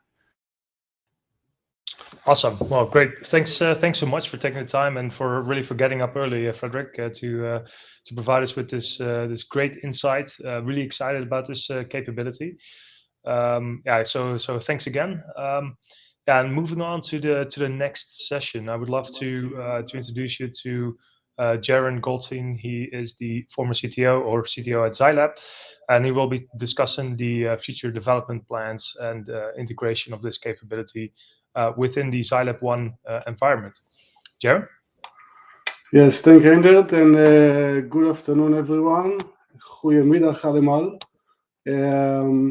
So in this session, and frankly, at the end of each day of this conference, we will provide you guys with a sneak preview of some of the elements that we are currently working on that will be introduced in the future in our products. So namely, a few of the projects that we are now busy with that are in our roadmap. At the end of each day, we will show you a bit of that, and we will align those topics or those projects to the topic of the day. So if for today, following the nice session from Frederick about information governance or the future of information governance, I will touch exactly upon that and how it will look like when we integrate that capability with the ZyLAB 1 solution. On the second day, our product managers, Daniel and Young Willem, will also share a few of the roadmap items around FOIA or WOB, GDPR and privacy. And in the last third day, I will also close off with the future projects and new features that we are working on in the area of AI and within our Insights platform. But a little bit before we start, a little bit about how we at ZyLAB we create our roadmaps and how we plan what would be the future features and capabilities within our products. So as you probably know, our ZyLAB 1 solution, the SaaS version, is introducing value and new capabilities on a frequent cadence. Around 2 to 3 weeks, we upgrade the systems and we introduce new features or new capabilities in the software.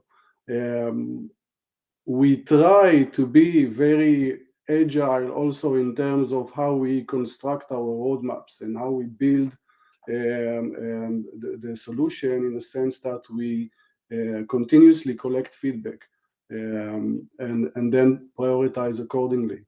And the way we structure it is on a quarterly basis. So we create quarterly roadmap plans, and each quarter we evaluate again or reevaluate again. Are we in the right direction? Are we answering requirements? And are we looking at what is happening in the market? Some of the ways that you can engage with us to provide your feedback or your requirements is, of course, first and foremost through our support organization, support engineers, service delivery managers, and your account managers, where you have a direct communication line where you can voice your feedback and your requirements. All of that is going to be collected and analyzed by the product team, and eventually we'll find it as part of our future roadmaps. Now, let me share my screen, and then I will show you a little bit on how the live EDA might be becoming part of the ZyLAB 1 solution.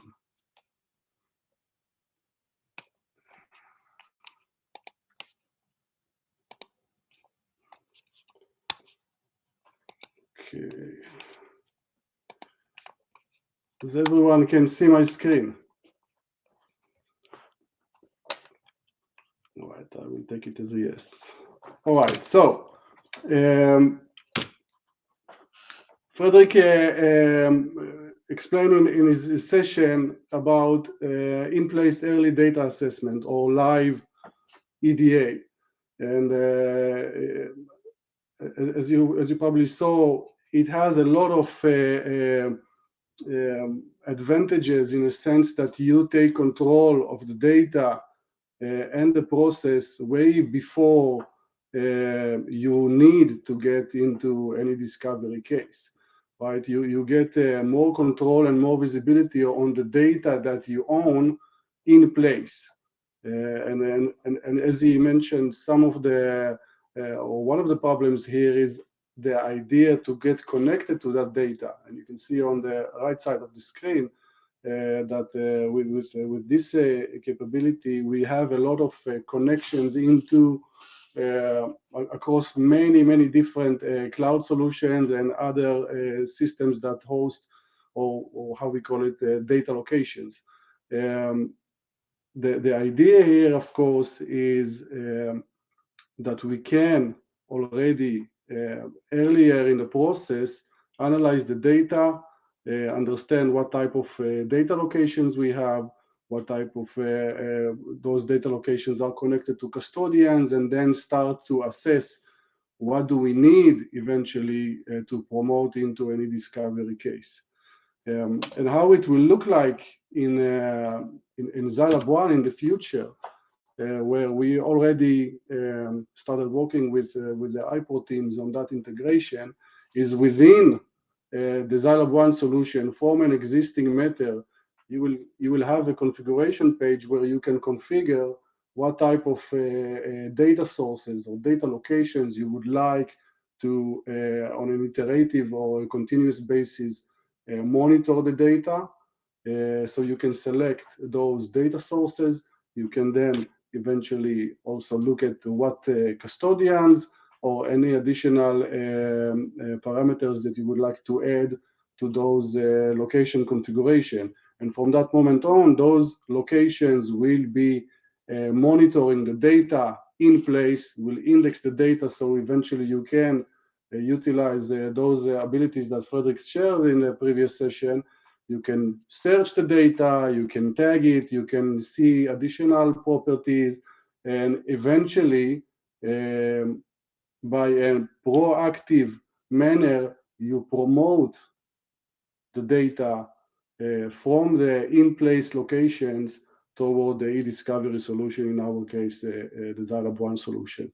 So there will be a tight integration that will allow you to basically not collect the data, but promote the data that you are interested in to be part of the e-discovery case.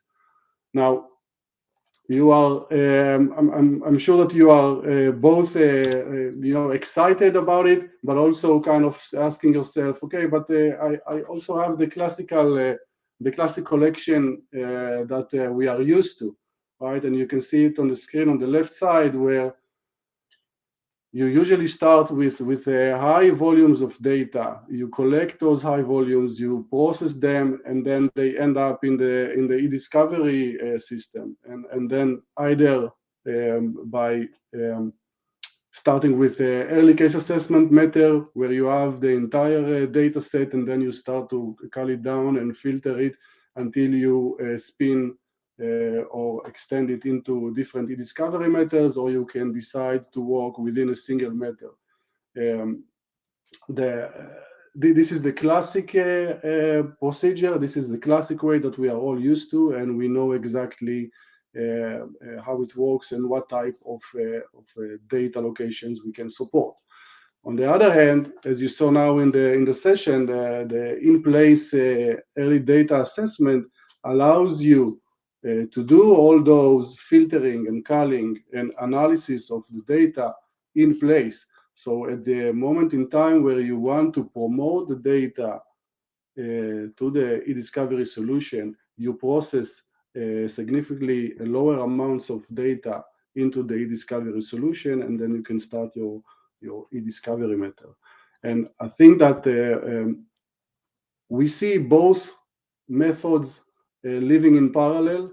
I think that in some cases there are benefits of just promoting or collecting and processing a bigger set of data, specifically in investigations where you would like to have your entire data in a single location in the e-discovery system, and then you can start to analyze it and spin off sub-methods according to your needs.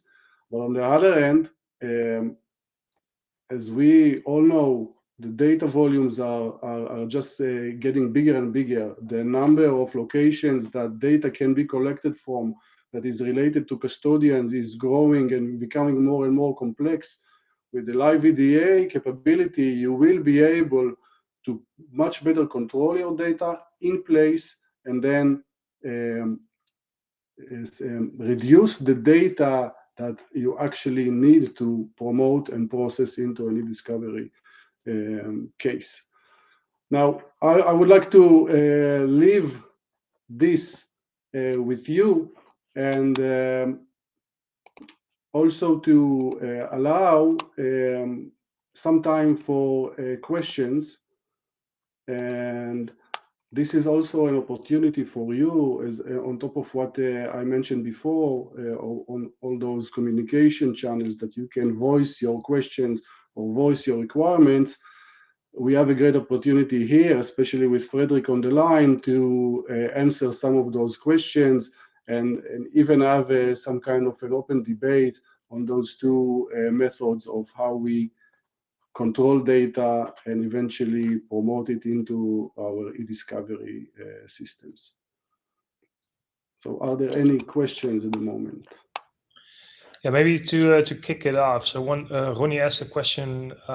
Frederick, this one might be related to your live demonstration on the if there are any limitations in the number of data sources you access live, or is there any limitation in size of data sources?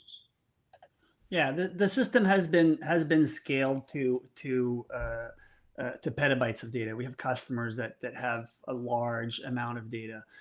We're talking billions of documents. So in terms of scalability, I'm not worried in terms of having the ability to index.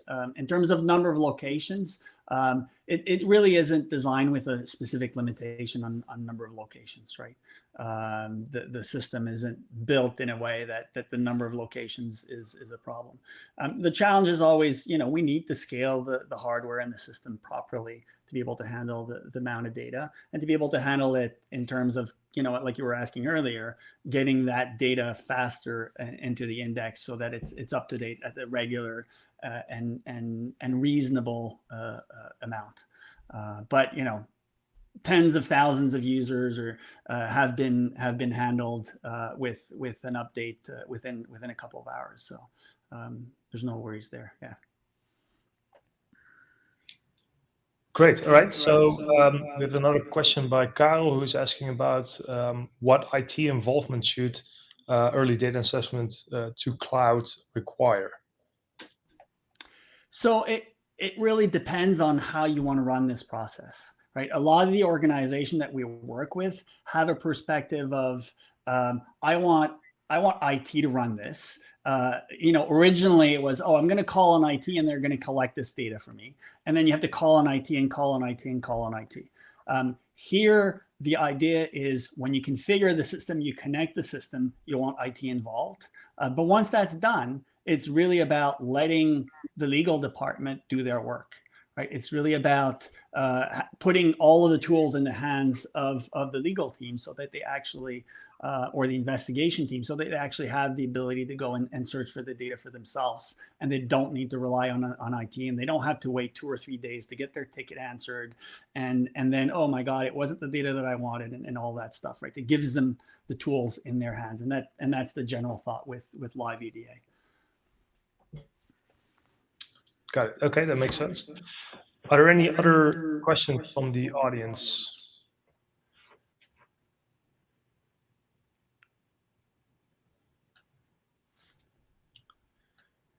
It's not a question that's coming in from Hans. Petabytes, zettabytes relate to very large companies. Would this be interesting for smaller businesses as well?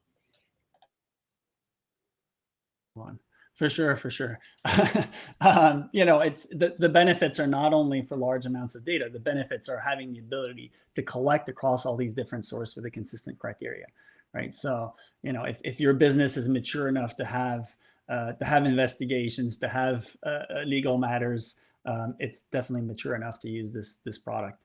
Yeah. Yeah, that makes sense. Wonderful. Are there any other questions from the audience that we can answer at this point? Looks like not. So, well, in that case, I would love to thank both of you, Frederick, VP of Product, and Jeroen Goldstein, CTO of ZyLAB, for your involvement, for your presentation today. So we started out today with Jan and Dean, with a short wrap up around our history of ZyLAB, the acquisition of ZyLAB by iPro, and moving into upstream thinking to tackle those data challenges hands on at the source. We had a session with René Kronenberg at EFI and Matthijs Luisman about how to be prepared for your next regulatory audit. And then, of course, with Frederick Bouget, who just showcased live EDA or search in play, as we may also call it, to instead of processing an entire data dump, if you will, you can intelligently pre-select data for further investigations.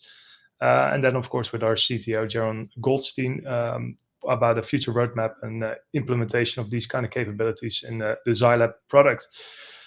So that wraps up our session of today. Tomorrow we have a day theme around the impact of GDPR and data privacy on your daily operations. So we have two tracks, one English language track where we have invited Tom Gilsonen, I'm hoping pronouncing your name correctly, at Informa, on how to prepare for GDPR and data privacy issues. We'll follow up with Ian Dashorst of KPMG, who will be sharing on how to get a grip on the fallout of data breaches. And lastly, the product manager at ZyLAB, Jan Willem van den Berg, will demonstrate or share more information on the latest developments on redacting sensitive information in ZyLAB. Then we also have a Dutch track, which is themed specifically for freedom of information requests, or the Wet Openbaarheid Bestuur in Dutch. So we have Marije van den Berg at 11:15, who will host a session on the WOB and handling those requests. And later followed by Daniel Schuring, product manager at ZyLAB, on anonymization and redaction of data in ZyLAB 1 with ZyLAB Insights. That will be it for now. If you want to register for the Dutch track, there's a pop-up on the screen. Just click that button and you'll get the right information sent right into your email inbox. Thanks again, and looking forward to see you again tomorrow.